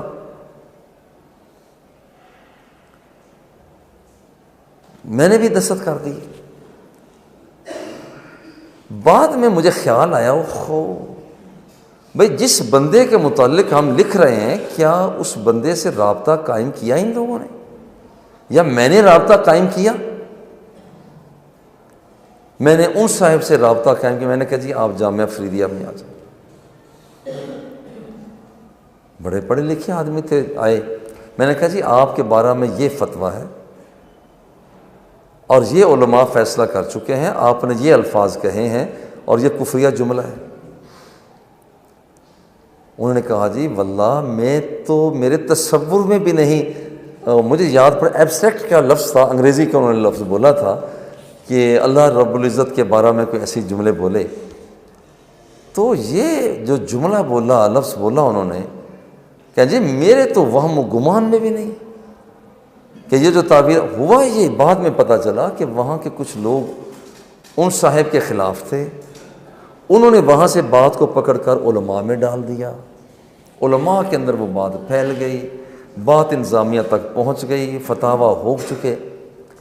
اب میں نے جو کام کیا بہت مشکل کام تھا، بہت مشکل کام تھا۔ اب ذرا غور کرنا وہ کام میں نے کیا کیا۔ وہ یہ کیا، جب مجھے پتہ چل گیا کہ اس بندے نے تو یہ کہا ہی نہیں ہے، پھر مجھے اللہ کی تحریر کرنا پڑی کہ میں نے ان صاحب سے سارا کچھ پوچھا ہے، ان کا یہ نظریہ نہیں تھا، کیونکہ اگر کفر کی 100 وہاں پر چیزیں ہیں، ان میں سے 99 اجزاء کا احساس ہو رہا ہو، لیکن 1% بھی ابھی یہ ہو کہ یہ کفر نہیں ہے، تو وہاں پر ہونا چاہیے کہ یہ بندہ کافر نہیں ہے، اور یہ تو بہت سے پہلو نکل رہے ہیں۔ لہٰذا میں اپنی بات سے رجوع کرتا ہوں۔ کام بہت مشکل تھا، کام بہت مشکل تھا، لیکن اللہ رب العزت نے مجھے یہ جرأت عطا فرما دی۔ آپ سے بھی میری درخواست ہوگی، جب آپ نے اپنے اپنے علاقے میں یہ قلمدان پر بیٹھ کر کرنا ہے کچھ، تو بہت سے لوگ سامنے آئیں گے۔ نہیں، یہاں پر یہ نہیں کہ میں کیا کہتا ہوں، میں نے بس کہہ دیا ہے تو کہہ دیا ہے، نہ، اس آدمی سے پوچھیے کہ وہ اصل میں اس کی منشا کیا ہے، مقصد اس کا کیا ہے۔ لیجیے یہاں پر کبھی ایسا ہوتا ہے کہ ایک صحابی کسی حکم سے متعلق فیصلہ اجتہاد کر لیتے ہیں، حدیث پہنچی نہیں ہوتی، اور دوسری طرف دوسرے شہر میں، دوسرے علاقے میں وہ صاحب جو کام کر رہے ہوتے ہیں وہ حدیث نبوی صلی اللہ علیہ وآلہ وسلم کے مطابق کر رہے ہوتے ہیں۔ لو جناب، اب یہ ایک اختلاف کا نیا موڑ ہے، یہ عمل کر رہے ہیں، حدیث پہنچی نہیں، وہ عمل کر رہے ہیں، حضور علیہ السلام کی حدیث پاک پہنچ چکی ہے۔ حضرت عبداللہ بن عمر رضی اللہ تعالی عنہ عورتوں کو غسل لازم میں حکم دیا کرتے تھے کہ اپنی میڈیوں کو کھولیں، بال کھول لیا کریں، اور دوسری طرف حضرت ام المومنین سیدہ عائشہ صدیقہ رضی اللہ تعالی عنہا وہ تعجب کرتی ہیں کہ ابن عمر کیا بات کیا کر رہے ہیں، بلکہ آپ نے تو ایک دن یہاں تک فرما دیا، ابن عمر جو یہ تقاضا کرتے ہیں عورتیں غسل لازم کے لیے اپنے بالوں کو کھولیں، تو بھائی یہی کیوں نہیں کہہ دیتے کہ سارے کے ساری عورتیں اپنے بال ہی منڈوا دیں، نہ رہے بانس نہ بجے بانسری۔ آپ یہاں تک جیسے بندہ کسی کو سمجھانے کے لیے اس حد تک کہتا ہے، بھائی وہ ایسا کیوں نہیں کہہ دیتے، کیونکہ آپ سمجھتی تھیں ام المومنین، وہ آپ فرمایا کرتی دیکھو یہاں پر میں اور رسول پاک صلی اللہ علیہ وآلہ وسلم ایک ہی برتن سے غسل کیا کرتے تھے، اور وہاں پر میڈیاں اسی طرح سے ہوتی، صرف جڑوں تک، بالوں کا جڑوں تک پانی کو پہنچا دیا جاتا تھا۔ اگر یہ کام غلط ہوتا تو میرے آقا نعمت عطا فرماتے۔ اچھا، اب یہاں پر ایک ساتھ چونکہ امہات المومنین کی بات آئی، میری درخواست ہوگی کہ امت مسلمہ کا یہ جو مفتی بن رہے ہیں، اپنے اپنے گھر میں اپنے اہل خانہ کے ساتھ اس طرح سے ہم رہنے کی کوشش کریں جیسے حضور علیہ الصلوۃ والتسلیم محبت اور پیار کے ساتھ رہا کرتے تھے۔ اس کی وجہ یہ ہے کہ جب لوگ اپنی بیویوں کے ساتھ لڑائی جھگڑا کرتے ہیں، خامند تو لڑ جھگڑ کر چلا گیا، بچوں کے ساتھ جس نے زیادہ وقت دینا ہوتا ہے وہ اس لڑاکے طیارے کی بیوی ہوتی ہے۔ وہ پھر بچوں سے جب یہ کہتی ہے کہ تمہارا باپ ٹھیک نہیں ہے، وہ مجھ پر ظلم کرتا ہے، حالانکہ وہ تو مولوی ہے، عالم ہے، وہ تو مفتی ہے، محدث ہے، بچے کے ذہن کے اندر یہ بات پیدا ہوتی کہ اچھا میں نے اور کچھ بن جاؤں گا مگر میں نے اس شعبے میں نہیں جانا۔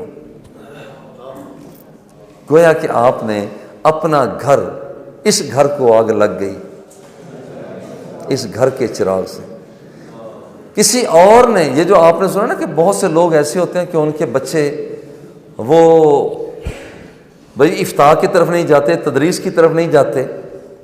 بھائی وجہ یہ ہے کہ اس نے اپنے گھر کے اندر ماحول ہی ایسا نہیں دیا. اس کی بیوی نے بچوں سے کہا کہ بھائی کچھ بن جانا، مگر جو چیز تمہارا باپ بنا ہے وہ نہیں بننا. اور اگر یہ محبت کا سودا ہو، حضور فرماتے ہیں خیرکم خیرکم لأہلہ وانا خیرکم لأہلی، تم میں سے اچھا بندہ وہ ہے جو اپنے گھر والوں کے ساتھ اچھا ہو رہا کرتا ہے.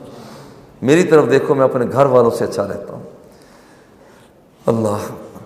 اچھا، اس بات کی تصدیق حضرت ام سلمہ رضی اللہ تعالی عنہا نے بھی کر دی. واقعتاً ام المومنین سیدہ عائشہ صدیقہ رضی اللہ تعالیٰ عنہ ٹھیک فرما رہی ہیں.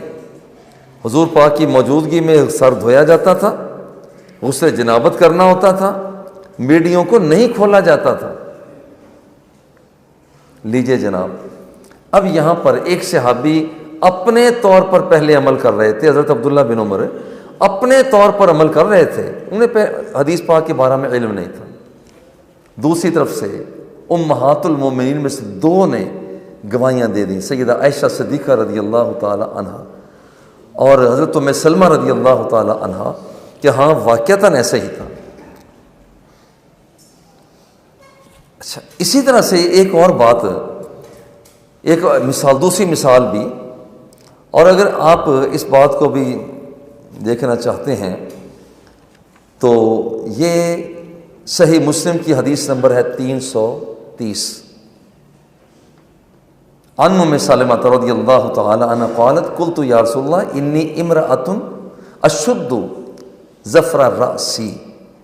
حضور میں اپنے سر کی مینڈیاں باندھ لیتا ہوں، افا انقضہ لغسل جنابت، حضور غسل جنابت ہو تو میں کیا کھولنا ضروری ہے؟ فقال اللہ، حضور نے فرمایا نہیں، ضروری تو نہیں ہے. انما یکفیک ان تحسی علی راسک ثلاث حصیات، بس وہاں پر 3 چلو لے کر پانی وہ میڈیوں کو، تاکہ جڑیں گیلی ہو جائیں، بس اتنا کافی تھا. مگر دوسری طرف آپ غور کریں کہ حضرت ابن عمر ڈٹے ہوئے تھے کہ نہیں، میڈیوں کو کھولا جائے گا. جب انہیں حدیث پاک گھر سے مل گئی، حدیث پاک ام المومنین سیدہ عائشہ صدیقہ رضی اللہ تعالی عنہ نے فرما دی، ام سلمہ رضی اللہ تعالی عنہ نے فرما دیا، تو پھر آپ دستبردار ہو گئے.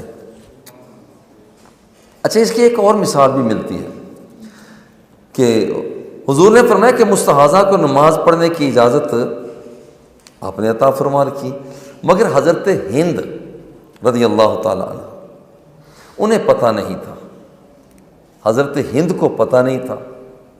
حضور نے فرمایا کہتا جو استحاضہ مستحاضہ ہیں، جن کے ایام پورے ہو چکے ہیں، ماہانہ ایام پورے ہو چکے ہیں، اب ان کے معمول سے، روٹین سے ہٹ کر انہیں ابھی تک ماہانہ اعضاء کے ساتھ ہی متصل وہ خون آ رہا ہے،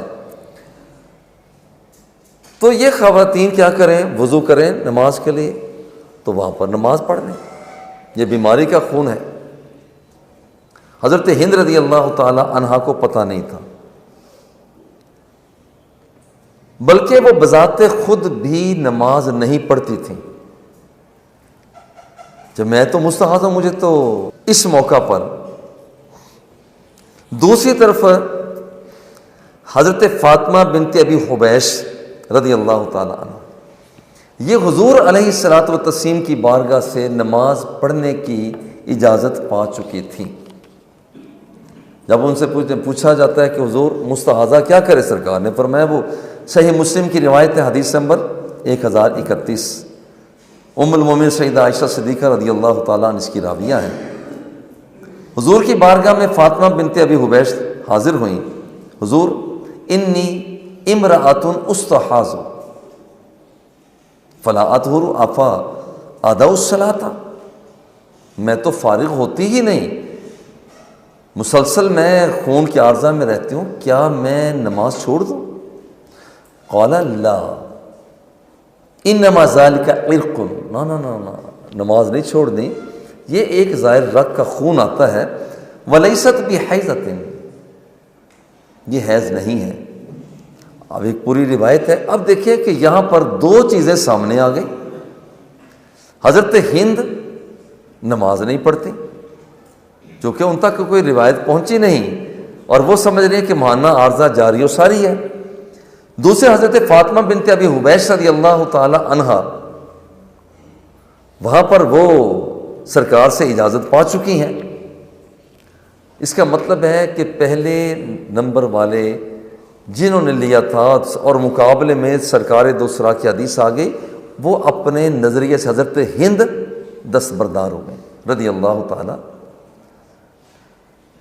اسی طرح سے ایک تیسرا سبب صحابہ میں جو چیز پیدا ہوئی، حضور علیہ الصلوۃ والتسلیم کی حیثیت کو معین کرنے کے حوالے سے، کہ آپ سرکار نے یہ جو کام کیا ہے یہ بطور ثواب کے کیا تھا یا بطور عادت کے کیا تھا، یا کس لیے کیا تھا۔ اب اس سلسلہ میں اس کی ایک مثال ہمیں ملتی ہے۔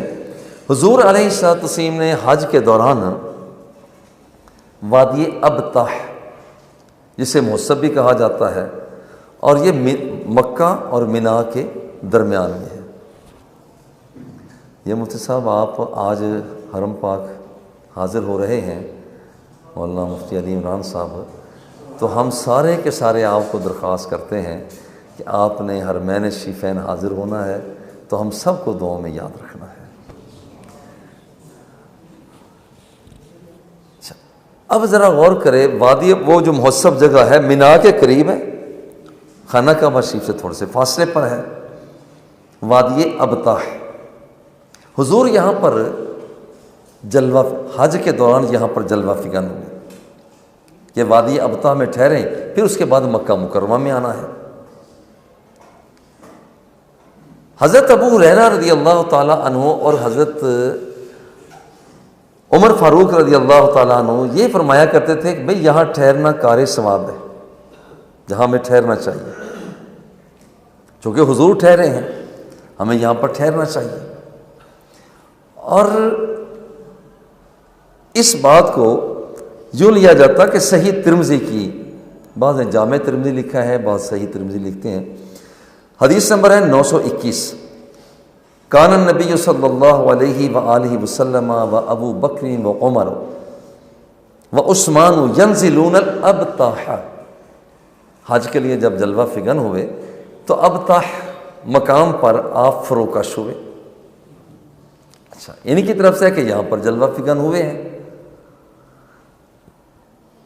ایک طبقہ اب یہ شمار کر رہا ہے، حضرت ابو ہریرہ ہیں، حضرت عمر فاروق ہے، کہ یہاں پر آنا یہ کار ثواب ہے، حضور تشریف لائے ہیں۔ اور مقابلہ کہہ لیجئے یا کچھ اور ذرا تھوڑا سا احتیاط کا لفظ اختیار کر لیجئے، لیکن بات ایسی ہی ہے۔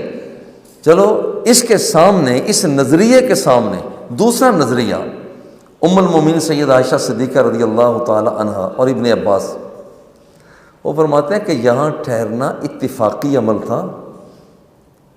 بھائی جگہ بڑی اچھی تھی، پرسکون تھی، یہاں سے آگے مکہ شریف میں جانا ذرا تھوڑا سا آسان تھا، تو اس جگہ کا انتخاب کر لیا۔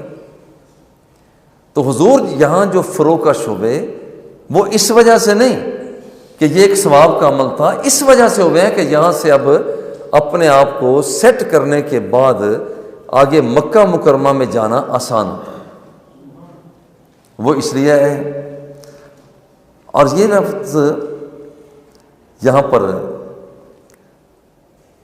بیت اللہ شریف میں آنا جانا، یہاں پر یہ دو آراء بالکل سامنے آ گئے۔ ان آراء کے ہوتے ہوئے ہے نا، دیکھیں کہ جس وقت ایک رائے ہو گئی کہ وادی ابطح میں تعین ہے، اختلاف رائے ہو گیا۔ اب اس کا ختم ہونا یہ ایک مشکل مسئلہ، اصل میں کیا تھا؟ اب دونوں رائے اختلافی مسئلے اب آگے بڑھتا ہی چلا جائے گا، تو یہاں فیصلہ نہیں ہو سکتا نا۔ اب یہ تو حضور کو پتہ ہے، کائنات کے آقا جو ٹھہرے ہیں کس غرض سے ٹھہرے ہیں، یہ تعیین بعد میں کی جا رہی ہے کہ کس اعتبار سے ٹھہرے تھے۔ اس کی ایک اور مثال بھی آتی ہے۔ دوسری مثال اس کی آتی ہے کہ دوران طواف رمل کرنا جسے ہم کہتے ہیں اکڑ کر چلنا، دوران طواف اکڑ کر چلنا، اس کی شرعی پوزیشن کیا ہے؟ جمہور کہتے ہیں کہ رمل کرنا سنت ہے۔ پہلے 3 چکروں میں، پہلے 3 چکر جب لگائے جاتے ہیں، تھوڑا سا اچھل کر کندھوں کو حرکت میں لا کر اپنے قدموں کے آگے والے حصوں پہ چھوٹے چھوٹے قدم رکھ کے اپنی چستی کا اظہار کرنا، اسے کہا جاتا ہے رمل۔ اب پہلے 3 چکروں میں رمل کرنا جو ہے، اکڑ کر چلنا، یہاں پر اچھل کر چلنا، اس کی حیثیت کیا؟ جمہور کہتے ہیں کہ یہ سنت ہے۔ حضرت ابن عباس فرماتے ہیں نہیں، اصل میں ایک ہنگامی حالت تھی، چونکہ سامنے یہ نا جیسے حجر اسود شریف یہ ہے رکن یمانی، اور یہ اپنی اصل وضع کے مطابق ہے، اور باقی 2 جو نکرے ہیں، کونے ہیں، رکن شامی اور عراقی، یہ اپنی اصل وضع سے ہٹ چکے ہیں۔ تو آج یہی وجہ ہے کہ ان 2 نکروں کا، کونوں کا احترام کیا جاتا ہے، کیونکہ یہ نکریں ابھی تک اسی جگہ پر ہی ہیں جو حضرت ابراہیم علیہ السلام نے وضع کی تھی۔ حضرت یہ دلچسپ واقعہ ہے، حضرت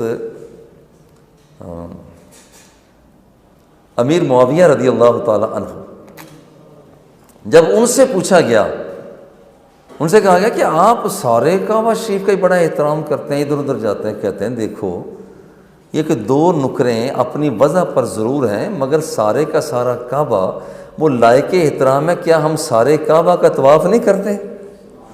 تو جب سارے کعبہ کا طواف کرتے ہیں تو پھر سارے کا سارا ہی لائق احترام ہوا۔ تو آپ ہر نکر کا ہی احترام کیا کرتے تھے، مگر اکثر و بیشتر بس 2 نکریں، حجر اسود والی نکر اور رکن یمانی والی جو پہلی نکر ہے اس سے آتی، اس کا احترام بھرپور کیا جاتا۔ اچھا، اب یہاں پر اکڑ کر چلنا جو ہے، جمہور کے نزدیک رمل سنت ہے۔ ابن عباس فرماتے ہیں کہ نہیں، یہ ایک ہنگامی حالت مشرکین مکہ کو صرف دکھانا تھا، رد عمل کا اظہار تھا، اور کچھ بھی نہیں تھا۔ اور اس میں ہے کہ ان النبی صلی اللہ علیہ وآلہ وسلم کان اذا طاف بالبیت طواف الاول یخب 3 اطواف ویمشی 4۔ حضور علیہ الصلوۃ والتسلیم پہلے 3 طوافوں کے اندر رمل کیا کرتے، تیزی کے ساتھ چلا کرتے، مگر آخری 4 اسی طرح سے رکھے جاتے تھے۔ اختلاف رائے یہاں پر پیدا ہو گیا۔ اس کی ایک اور ہمیں مثال ملتی ہے کہ حیثیت کو تعین کرنا ایک مشکل کام ہے۔ حضور علیہ الصلوۃ والتسلیم جب مدینہ منورہ سے مکہ شریف کے لیے چلے، 9 دن میں پہنچے، اب یہاں مدینہ منورہ سے چلے اور ایک راستے میں جسے آج کل کہا جاتا ہے مسجد علی، مقام بیدا، جب یہاں پر پہنچے ہیں ذوالحلیفہ، یہاں پر پہنچے تو آپ نے تلبیہ پڑھا۔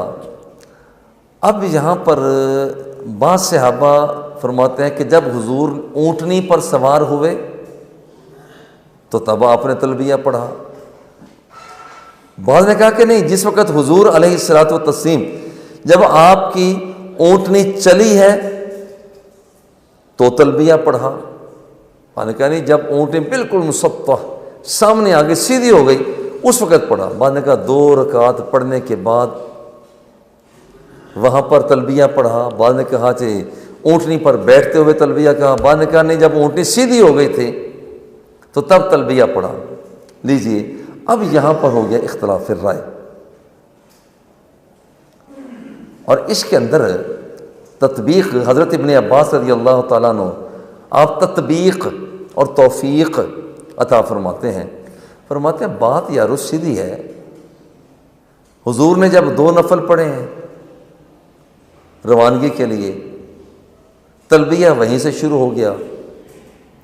جس وقت آپ اونٹی پہ بیٹھے ہیں تو پہلا عمل جاری تھا، تو وہاں بھی کچھ لوگوں نے وہاں تلبیہ سنا۔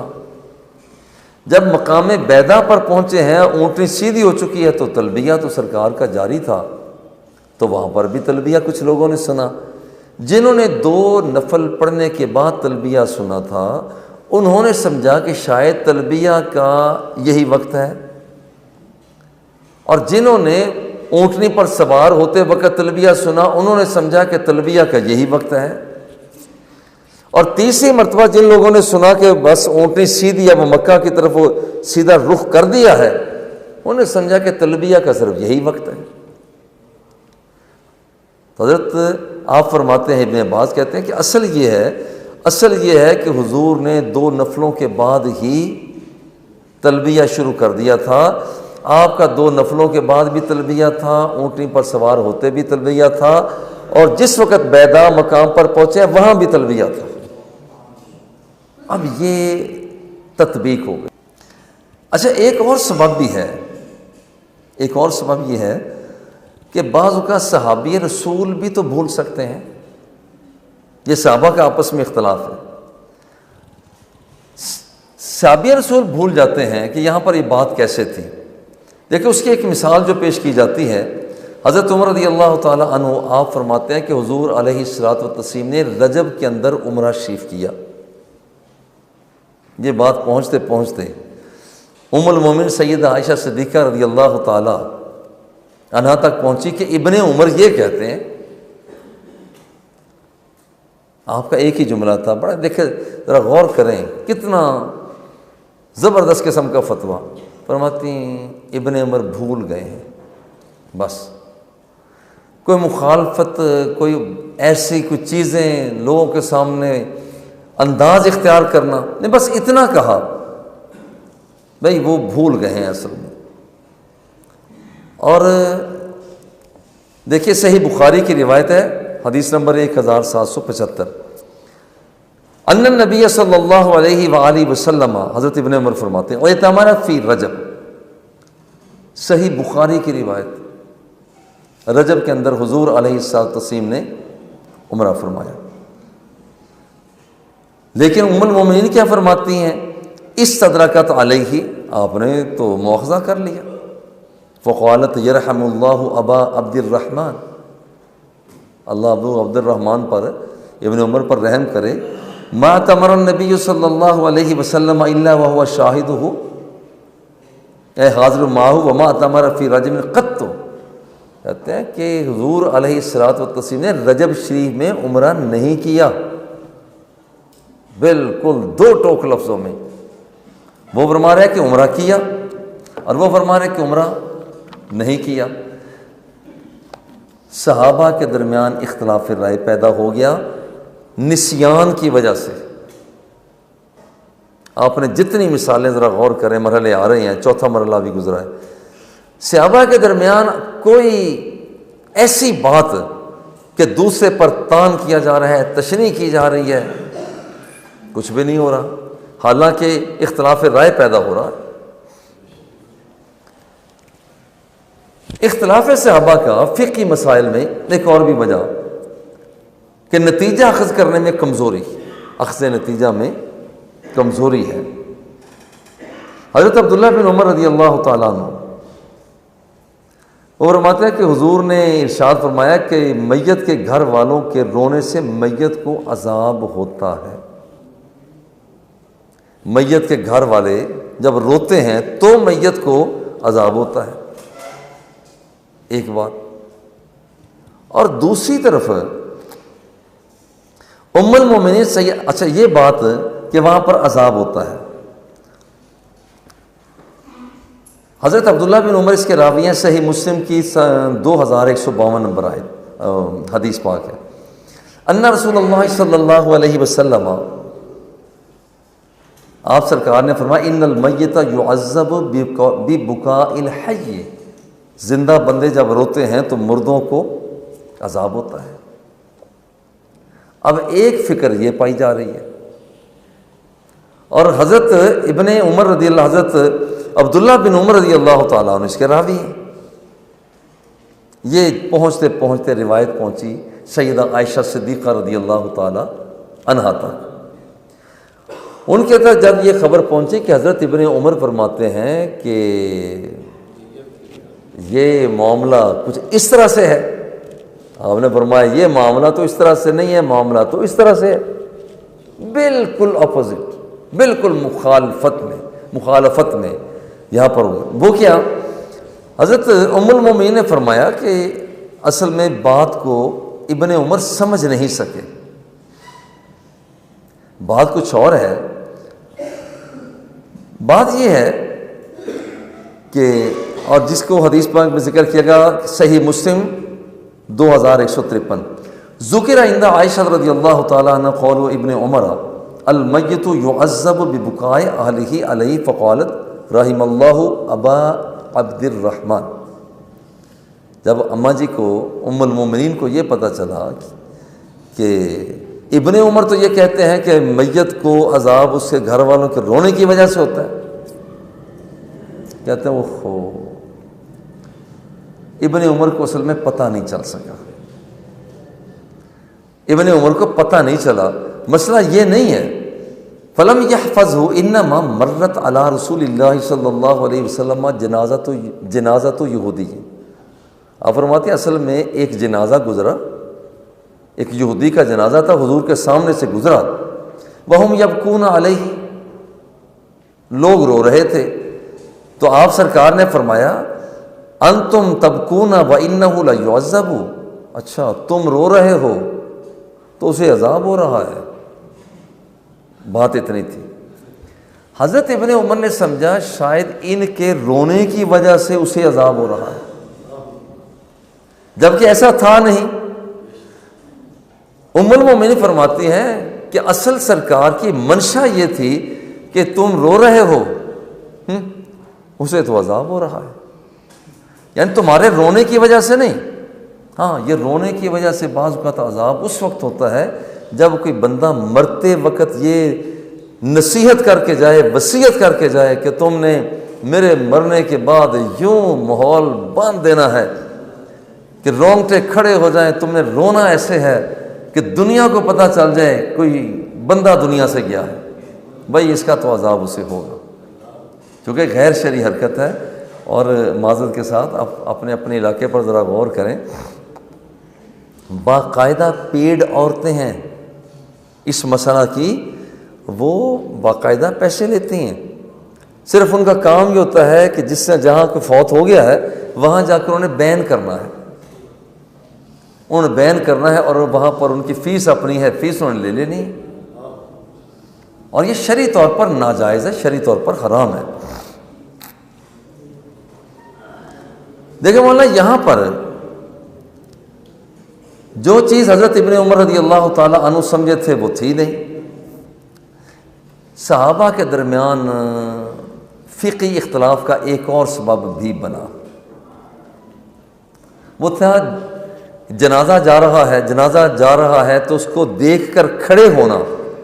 حضور علیہ الصلوۃ والتسلیم کے سامنے سے ایک جنازہ جا رہا تھا تو حضور علیہ الصلوۃ والتسلیم اسے دیکھ کر کھڑے ہو گئے، صحیح بخاری کی روایت ہے۔ تو حضور کھڑے ہو گئے، وقمنا بہ، ہم بھی کھڑے ہو گئے، ہم نے عرض کیا فقلنا یا رسول اللہ انہا جنازۃ یہودی، حضور یہ تو یہودی کا جنازہ ہے۔ قال اذا رأیتم الجنازۃ فقوموا، کیا یہودی کیا مسلمان، سرکار نے فرمایا کھڑے ہو جاؤ۔ اب یہاں پر اس کا حکم عام ہے مسلمان کے لیے بھی اور کافر کے لیے۔ کیوں کھڑے ہوئے یہ الگ بات ہے کہ یہاں پر اچھا اب یہاں پر ایک بات پیش نظر رکھیں کہ یہاں پر صحابہ کرام کھڑے ہو گئے، حضور بھی کھڑے ہو گئے، بعض صحابہ کرام وہ بھی کھڑے ہو جاتے، لیکن دونوں کے نزدیک علت اور ہوتی، ہر ایک کے نزدیک علت اور ہوتی۔ حاجی پیر نویز شاہ صاحب ہمیں تھما رہے ہیں جی، یہ اصل میں مجھے بھی سگنل دے رہے ہیں جی کہ اب ہم قریب پہنچ رہے ہیں، جزاک اللہ۔ یہ شیخ بڑے سیاسی لوگ ہیں، بڑے سیاسی لوگ ہیں، یہ کیا سیاست ہوتی ہے انہوں نے، جزاک اللہ، ہم بھی انشاءاللہ قریب ہو جائیں گے انشاءاللہ۔ اچھا اب یہ حاضری لگا کر پیچھے دیتے جائیں گے، یہ مطلب۔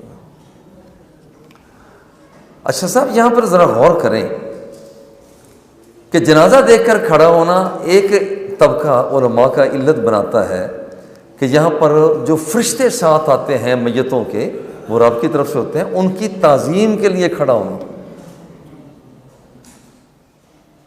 اور بعض کہتے ہیں جی ان کی تعظیم کے لیے نہیں بلکہ کیونکہ یہ ہے نشان عبرت، اور جو نشان عبرت جو نشان رب کے قریب کرتا ہے اس کو بھی احترام کی نظر سے دیکھا جائے.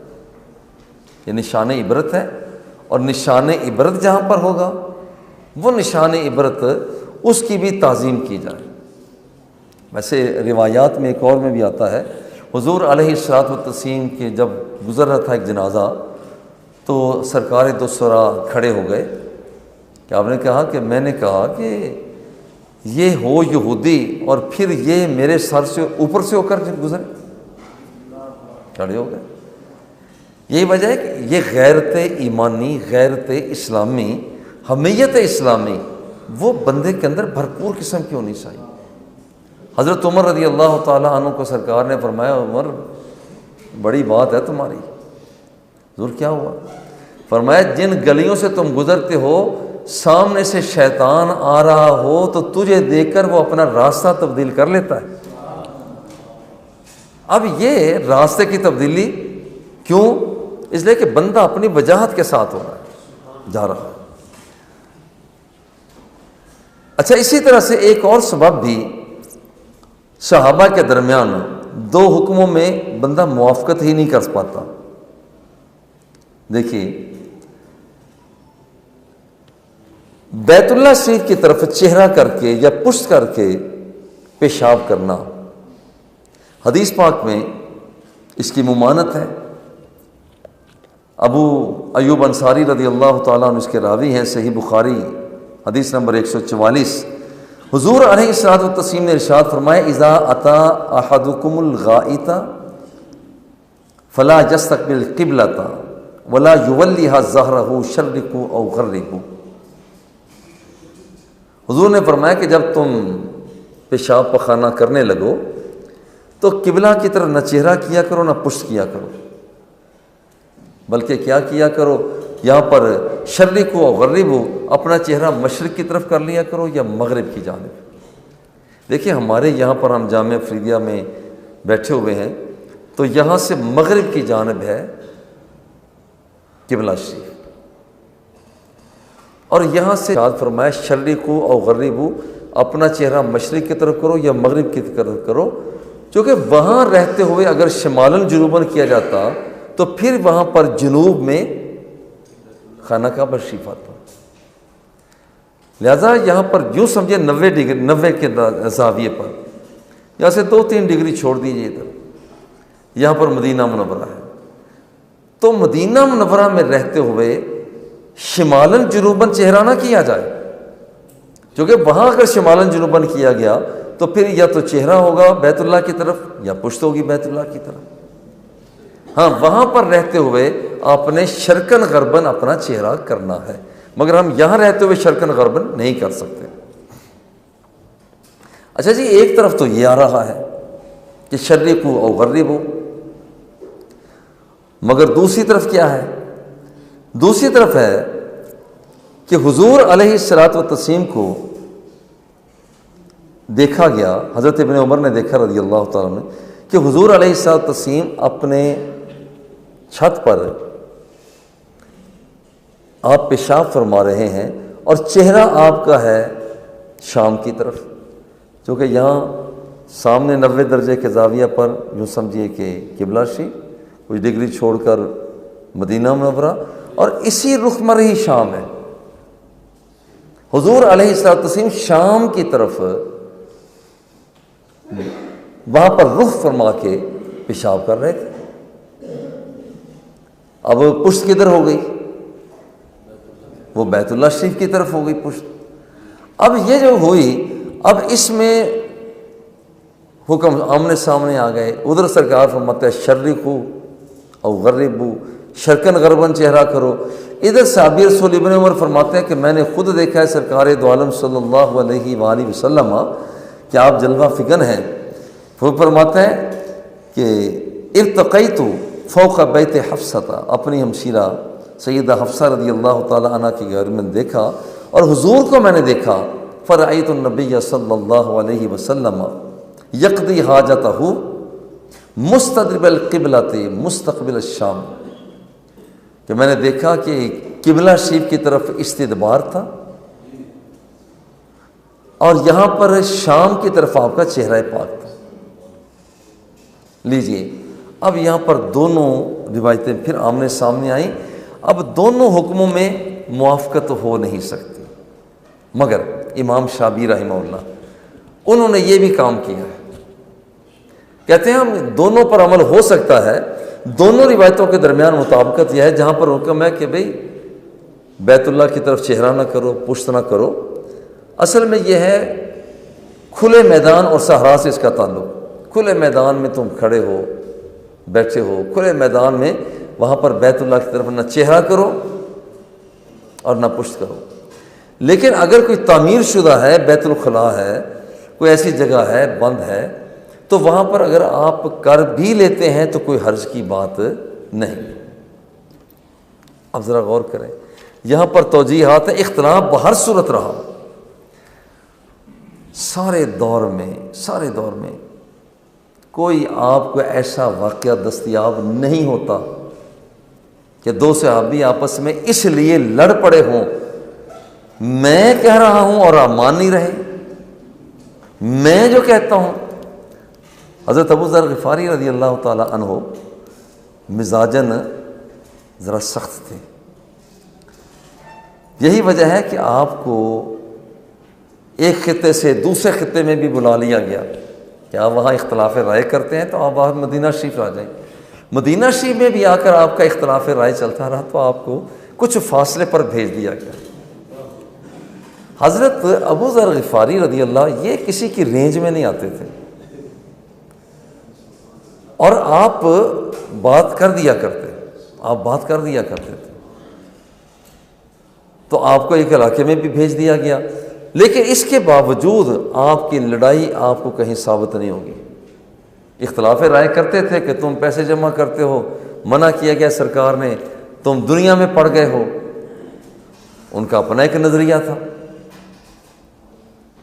ان کے نظریے کو پذیرائی نہیں ہوئی، ان کا نظریہ جو کچھ آتا ہے ہر سے داری صرف کن در راہ او، جو کچھ ہے سارا خرچ کر دو۔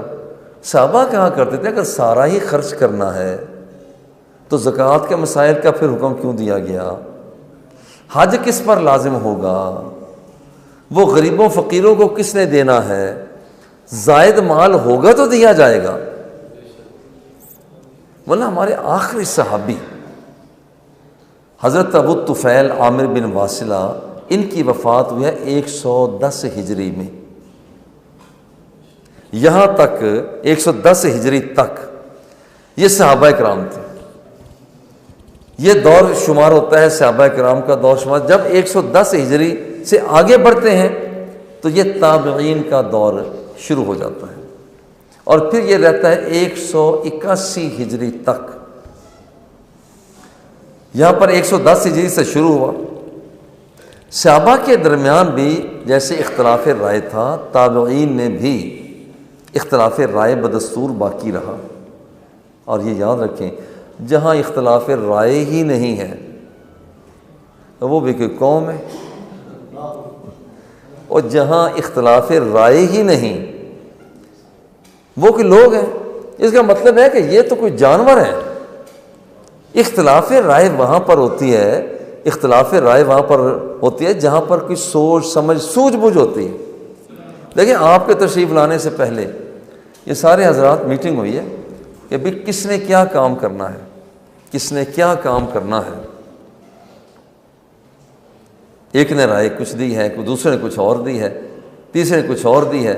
اب یہاں پر ساری آراء کے مطابق یہ کام ہو رہا ہے، مگر اختلاف رائے بھی ہو جاتا ہے۔ تو اختلاف رائے اگر نہیں ہے تو اس کا مطلب ہے کہ یہ وہ قوم ہی زندہ نہیں ہے۔ اختلاف رائے ہے تو قوم زندہ ہے، اور یہ اختلاف رائے صحابہ کرام نے اختلاف رائے کر کے ہمیں بتا دیا کہ اپنے فقاہت کے انداز میں اگر تم نے اختلاف رائے نہ کیا، جو اپنی دل کے اندر تڑپ ہے وہ بیان تو کرو۔ یہ اگر غلط ہوگا تو سب کے سامنے آ جائے گی۔ بعض بندے کھنے بن کر، کھنا کہا جاتا ہے جو اندر اور ہوتا ہے وہ کہ پھر بولتا بھی نہیں ہے، نہ بھائی نہ، یہ ہمارے فرائض میں شامل نہیں ہے۔ ہمارے فرائض میں شامل ہے جو بات اللہ جل جلالہ نے عطا فرمائی ہے، وہ پیش کرے، وہ پیش کر دی جائے۔ وہ میں نے ایک مرتبہ فتویٰ جاری کر دیا کہ جو جانور ہے نا یہ دوندہ ہونا چاہیے۔ میں تو ویسے بھی یہی کہتا ہوں کہ جانور جو ہے نا، قربانی کا جانور دوندہ ہونا چاہیے۔ آپ جو تعین کرتے ہیں چھوٹا جو ہو 1 سال کا ہو، جو گائے بھینس ہے 2 سال کی ہو، اونٹ 5 سال کا ہو، میں یہ کہتا ہوں کہ وہ دوندہ ہونا چاہیے، وہ جو حدیث میں آتا ہے۔ یہ تو بعد کی پیداوار ہے کہ صحابہ کرام نے پھر اس کو، آنے والے مفتیوں نے اس کا تعین کیا کہ اتنی دیر میں ہو جاتا ہے دوندہ۔ آپ فقہا کی تصریحات پڑھیں تو وہاں کہتے ہیں ہو جاتا ہے اتنے میں دوندہ۔ بکرا بکری سال میں دوندہ ہو جاتا ہے، 2 سال میں دوندہ ہو جاتا ہے جانور ہماری گائے بھینس جی، 5 سال میں اونٹ دوندہ ہو جاتا ہے، مگر بعض اوقات نہیں ہوتا۔ اچھا میں نے لکھ دیا، بجائے اس کے کہ میرے دل میں بات آئے اور میں اسے اپنے پاس رکھ لوں، بس وہ لکھنے کی دیر تھی۔ تو دوست بڑا پیار کرتے ہیں، دوست بڑی محبت کرتے ہیں۔ ہمارے ساہیوال کے بہت سے دوست ماشاءاللہ فقیہ لوگ، ایسا نہیں کہ نہیں، فقیہ لوگ، وہ یہاں جلوہ فگن ہو گئے، جلوہ فگن، پھر خوب باتیں جو کچھ ان کے دل میں تھا انہوں نے کہیں، اور جو میرے پاس تھا وہ پھر میں نے عرض کر دیا۔ میں صرف ایک مثال میں آپ کو عرض کر رہا ہوں، اور جیسے میں نے اس سے پہلے کی مثال عرض کر دی، اپنی مثال اس لیے عرض کرتا ہوں، کسی کو کہیں گے پتہ نہیں وہ کیسے محسوس کرے کیسے نہ کرے، وہ جو کمی ہے تو بہتری ہے تو اسے میں اپنی طرف ہی منسوب کرتا ہوں۔ تو یہ صاحب اختلاف رائے پیدا ہوا، اور اختلاف رائے آج پیدا ہوا ہے۔ اگر یہ رائے مختلف نہ ہو تو بھئی کہ یہ کوئی انسانوں کا معاشرہ ہے، اختلاف رائے تو ہو جاتی ہے۔ گھر کے اندر 4 افراد ہیں، 2 افراد ہی صحیح، ہانڈی کیا بنانی ہے جو کہ آج ہم چاول بنائیں گے، نہیں کل بھی چاول بنائے تھے، آج ہم گوشت بنائیں گے، لوگ گوشت کھا کے آ کے گئے ہیں، نہیں جی دال بنائیں گے۔ بندے 2-3 ہیں، ہانڈی پر اتفاق رائے نہیں ہو رہا، اور لوگ باتیں آپ سے کریں گے، یار آپ کیسے لوگ ہیں، آپ کا اتفاق رائے نہیں ہے، اتفاق رائے آپ کا نہیں ہو رہا۔ ہر ایک کا اپنا اپنا ایک معیار ہوتا ہے، تو اختلاف رائے ہی اگر نہیں ہے تو ہم نے کمائی کیا کی ہے؟ ہم ساری شروع سے لے کر سیبوے نے کیا کہا جناب، اب وہاں سے صرف بعد میں ہم سیگے بعد میں پڑھنا شروع ہوتے ہیں، ہمارے اختلاف رائے تو وہیں سے شروع ہو گیا۔ اس لیے یہاں پر جتنے بھی مسائل، اب اس میں ایک تابعین کا دور، بھائی کوئی توجہ ہے یا صحیح ہے؟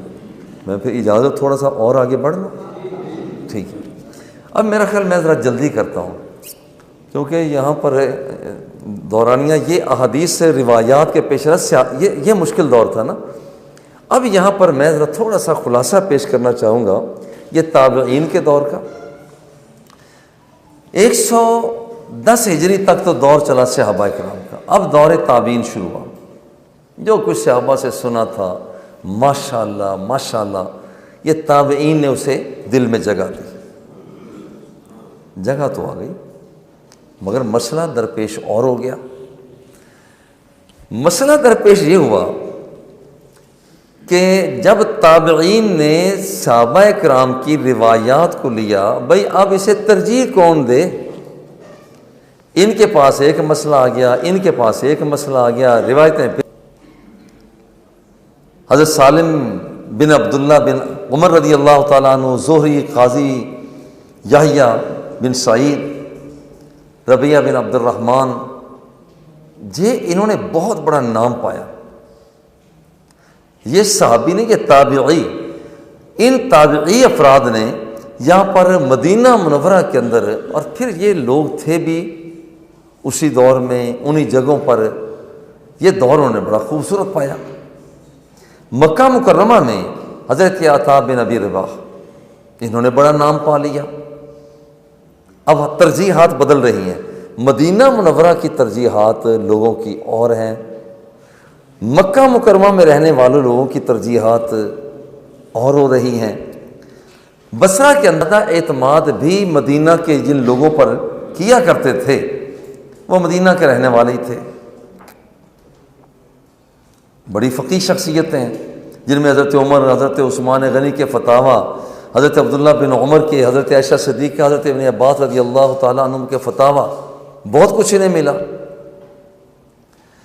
حضرت عبداللہ بن مسعود اور ان کے شاگرد جو تھے ان پر یہ اعتماد ان کا زیادہ ہوتا۔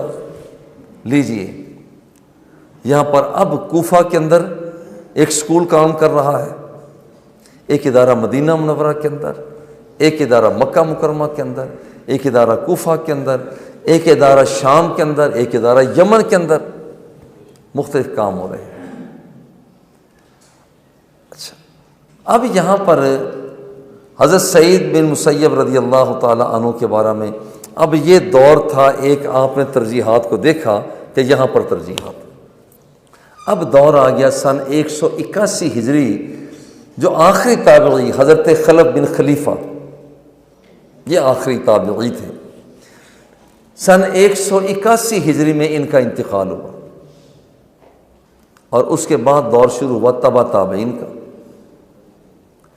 تبع تابعین بڑے چوکس اور چکنا لوگ تھے، کوئی شک نہیں، کیونکہ انہیں اب زور زیادہ لگانا پڑ رہا تھا۔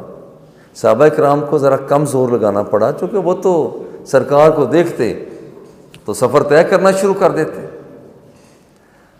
اور پھر تھوڑا سا زور بڑھ گیا جس وقت کہ یہ تابعین کا دور آیا، کیونکہ اب وہ چہرے تو سامنے نہیں رہے تھے کہ جو تعبیر اور تشریح کر سکتے تھے، مگر تبع تابعین کا جو دور ہے سن 181 ہجری سے، بھائی یہ تو کچھ زیادہ ہی دور تھا، ہر ایک آدمی ڈٹ بھی جاتا، چونکہ اور کوئی گنجائش ہوتی نہیں تھی، تو جو جس نے کہنا ہے اس پر ڈٹنا بھی ہے، اس کو محفوظ بھی کرنا ہے، اس پر دلائل بھی دینے ہیں، بہت سی چیزیں آ گئی یہاں پر، عقائد، اعمال، اخلاقیات، عقود، عقوبات، اس سلسلہ میں وہاں پر چیزوں کو جمع کیا جانے لگا، اور یہاں پر خوب استفادہ کیا گیا، خوب استفادہ کیا گیا، اور تبع تابعین نے وہاں پر حدیث کو قبول کرتے ہوئے ان کا بڑا ذوق تھا، جو مسند روایات ہوتی، مرسل ہوتی، اور صحابہ کرام کے تابعین کے اقوال ہوتے، انہیں یہ لیا کرتے تھے۔ خیر بڑا کام تھا، کوئی شک نہیں ہے، اور محتاط بہت تھے۔ آج کل ایک بڑا اعتراض کیا جاتا ہے کہ حضرت امام ابو حنیفہ رحمہ اللہ وہ روایات بڑی تھوڑی پیش کرتے ہیں۔ میں کہتا ہوں حضرت امام کے بڑوں یہ سب سے پہلے ہیں، حضرت امام مالک بعد میں آئے، امام شافعی بعد میں آئے، احمد بن حنبل بعد میں آئے، سب سے پہلے تو امام اعظم ابو حنیفہ رحمہ اللہ آپ سب سے آگے ہیں۔ یہاں پر حضرت امام شعبی سے کسی نے کہا کہ آپ یہ سند جو سلسلہ ہے حضور تک اسے لے جائیں، انہوں نے کہا دیکھو محتاط کتنے تھے، نہ بھی نہ، حضور تک میں اسے نہیں پہنچاؤں گا، ان سے نیچے رکھوں گا، رجال بیان کروں گا، مگر سرکار تک میں لے کر نہیں جاؤں گا۔ اگر اس طرح سے کوئی ایسی چیز ہوئی بھی صحیح تو کم از کم وہ نیچے تو رہے، اگر کوئی کمی کجی ہو میں اپنے مصطفیٰ کی طرف منسوب کروں، مجھے یہ زیب ہی نہیں دیتی بات، آپ نیچے نیچے رہتے ہیں۔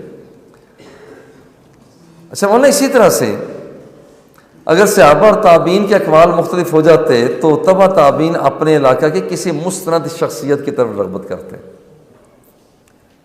اگر تابعی اور صحابی کے اقوال آپس میں متعارض ہو جاتے، پھر دیکھتے بجائے اس کے کہ ہم یہ کریں، ترجیح دیں، وہ کسی جید عالم دین کے پاس جاتے، وہ تطبیق توفیق کرنے کی کوشش کرتے، نہ ہو سکتی تو پھر اسی طرح سے وہاں پر کسی اور بڑے عالم کی انتظار کی جاتی تھی۔ دیکھیے وہاں پر کچھ مستند علماء بھی ہیں، بڑے ان کے نام اپنی جگہ پر ہیں، تدوین فقہ کے ایک، اور یہ تاریخ کی باتیں میں آپ پر چھوڑتا ہوں کہ یہاں پر اور تاریخ فقہ اسلامی، تاریخ فقہ اسلامی، یہاں پر تاریخ کے حوالہ سے یہ چیزیں ہمارے بہت سی اچھی چیزیں ہمیں دستیاب ہو جاتی ہیں۔ اسی طرح سے ہمارے پاس سے فقہی مذاہب اب جو اس وقت ہر ایک اپنی جگہ پر جم چکا ہے، اس میں بطور خاص جو سامنے فقہی مذاہب سامنے آئے، حضرت امام ابو حنیفہ رحمہ اللہ 80 ہجری، امام مالک 93 ہجری، یہ ان کی پیدائش ہے، حضرت امام محمد بن ادریس شافعی 150 ہجری، احمد بن حنبل 164 ہجری، حضرت زید بن علی زین العابدین بن حسین 122 ہجری، ابو سلیمان داؤد بن علی اصفہانی الظاہری یہاں پر 202 ہجری، ابو عبداللہ جعفر صادق بن محمد باقر بن علی زین العابدین بن حسین رضی اللہ تعالیٰ یہاں پر دیکھتے ہم 80 ہجری سے لے کر 148 ہجری۔ اب یہ جتنے نام ہیں ان کی ایک تاریخ ہے، ان کے اپنے مسائل ہیں، اور ہر ایک نے اپنی اپنی جگہ پر زور لگایا۔ فقہاء کے طبقات میں جو سامنے آتے ہیں وہ 5 طبقات ہیں۔ مجتہدین فی الشرع، انہوں نے استفادہ کرنا ہے قرآن مقدس سے، احادیث نبویہ سے، سنت سے، اور یہ ائمہ اربعہ اس میں شامل ہوتے ہیں۔ یہ ہیں مجتہدین فی الشرع، پہلی قسم۔ دوسری قسم یہ ہیں مجتہدین فی المذہب۔ اب یہاں پر حضور سیدنا ابو یوسف، امام محمد ظفر، حسن بن زیاد، ان کے نام آ جاتے ہیں۔ ایک ہے مجتہدین فی المسائل، جن مسائل میں صاحب مذہب نے کوئی کام کیا ہے ان کی روشنی کے آگے اس کو استخراج کرنا، جیسے حضرت امام ابو جعفر طحاوی، جسے ہم طحاوی شریف کہتے ہیں۔ اچھا، یہ بھی بڑا مسئلہ ہے۔ ہمارے ایک مرتبہ پرچے آئے تو میں بڑا حیران ہوا۔ ایک طالب علم سے پوچھا گیا، سوال تھا کہ صحاح ستہ لکھیے۔ انہوں نے کہا جی نمبر 1 بخاری، نمبر 2 بخاری شریف، نمبر 3 مسلم، نمبر 3 مسلم شریف۔ اس نے 6 کام پورے کر دیے۔ اب دیکھیں وہ بڑا سادہ بندہ ہے۔ اچھا میں ایک اور بات بھی عرض کروں، آپ تو چونکہ بڑے اب آدمی ہیں، یقین جانیے، اور پہلے تو میں ذاتی طور پر خود ہی مقالے چیک کر لیا کرتا تھا، آج کل مولانا ندیم صاحب کو حصہ میں ہی آ جاتے ہیں، تو میں حیران اس بات پر ہوا ایک آدمی نے واقعتاً 40-50 صفحات لکھے ہوئے مقالے کے، مگر میں نے جب دیکھا، غور کیا، تو اشرف الہدایہ کے اس نے شروع سے جو کچھ وہاں لکھا ہوا تھا وہ سارے کا سارا اس نے اتار کر وہاں کر دیا۔ تو آج کل درخواست یہ ہے کہ تھوڑی سی تبدیلی کر لینی چاہیے، تھوڑی سی تبدیلی کرنی چاہیے، کیونکہ آج کل تو ویسے ہی پکڑا جاتا ہے نا، وہ ایک اسکینر آ گیا ہے تو وہ اسکین کر لیتا ہے، وہ بتا دیتا ہے کہ جناب والا یہ شیخ اس علاقے سے ہو کر آ رہے ہیں۔ تو وہ آج کل بہت جلد، اس لیے آپ سے درخواست ہے کہ کچھ بھی لکھا جائے، کچھ بھی لکھا جائے، اور سادہ سا طریقہ، وہاں پر ہم لوگ کتاب سے ویسے کہیں دور نہ ہو جائیں۔ آج کل نیٹ نے بڑا کام آسان کر دیا ہے، لیکن کتاب کو ساتھ ساتھ رکھنا چاہیے، کیونکہ جو چیز ہم دیکھتے ہیں نیٹ سے دیکھ لیتے ہیں، جب تک ہم اسے لکھ نہیں لیتے، میرا تو حال یہ ہے، آپ کا تو میں نہیں جانتا، یہ تو بڑے ماہر لوگ ہیں، میرا حال یہ ہے کہ جب میں نیٹ سے دیکھ لوں، کوئی چیز لکھ نہ لوں، مجھے تسلی نہیں آتی۔ تسلی مجھے اس وقت آتی ہے جب میں سارا اتار لیتا ہوں، گویا کہ اب میرے پاس وہ ہارڈ کاپی ہو گئی۔ پتہ نہیں آپ کا کیا حال ہے، مجھے خیال ہے کہ شاید ایسا ہی ہے، بس ٹھیک ہے۔ تو پھر اس کا مطلب ہے کہ اگر ایسے ہی ہے تو پھر میرا خیال ٹھیک ہے۔ پہلے میں سمجھتا تھا شاید پرانے بندوں کے ساتھ یہ ہوگا کام، تو نئی پارٹیاں کچھ اور ہوں گی، لیکن ایسا نہیں ہے۔ تو یہ ٹھیک ہے کہ ہارڈ کاپی ہونی چاہیے۔ میں دیکھ رہا ہوں کہ ماشاءاللہ بہت سے لکھ بھی رہے ہیں، اور یہ دیکھیں بعد میں چیزیں یاد نہیں رہتی، تو جنہوں نے نہیں لکھا انشاءاللہ وہ ماحول تو نہیں یاد رہ جائے گا، باقی چیزیں نہ بھی یاد رہے صحیح، تو جنہوں نے لکھا ہے، اساتذہ نے لکھا ہے، آپ نے لکھا ہے، تو یہ انشاءاللہ بعد میں بھی آپ کو یہ کام دیتا رہے گا۔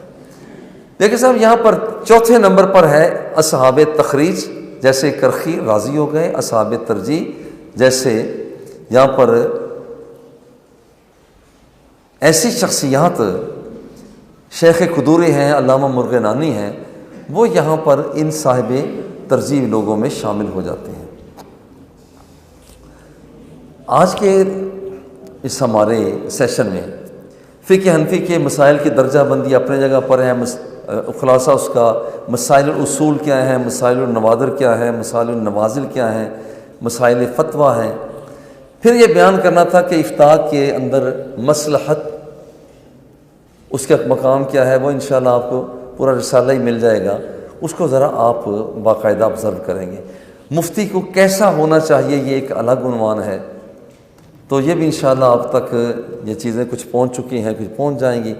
تو ان چیزوں کو آپ نے، جو چیزیں آپ نے پیش نظر رکھی ہیں، محبت اور پیار سے سنا، اور آج کے اس پروگرام میں آپ جو کامیاب ہوئے ہیں، جو جیسے میں نے پہلے عرض کیا، یہ آپ کی کامیابی، میری کامیابی نہیں اتنی، کیونکہ میں نے تو بولنا ہے نا جی، ایک بندہ بولنے والا اس کی تو تسکین ہو گئی، اس نے اتنی دیر بول لیا۔ مسئلہ تھا آپ کا کہ آپ اتنے جید علماء ہیں، مدرس ہیں ماشاءاللہ، مفتی ہیں علاقے کے، آپ عالم دین ہیں، اور آپ کے سینکڑوں بندے، ہزاروں آپ کے پیچھے ہیں، انہیں آپ صبح و شام سناتے ہیں، اور آج آپ نے سنا، اللہ رب العزت آپ کو اس سے بھی زیادہ برکتیں عطا فرمائے۔ ہاں یہ ابھی تقسیم ہے۔ اور اس سلسلہ میں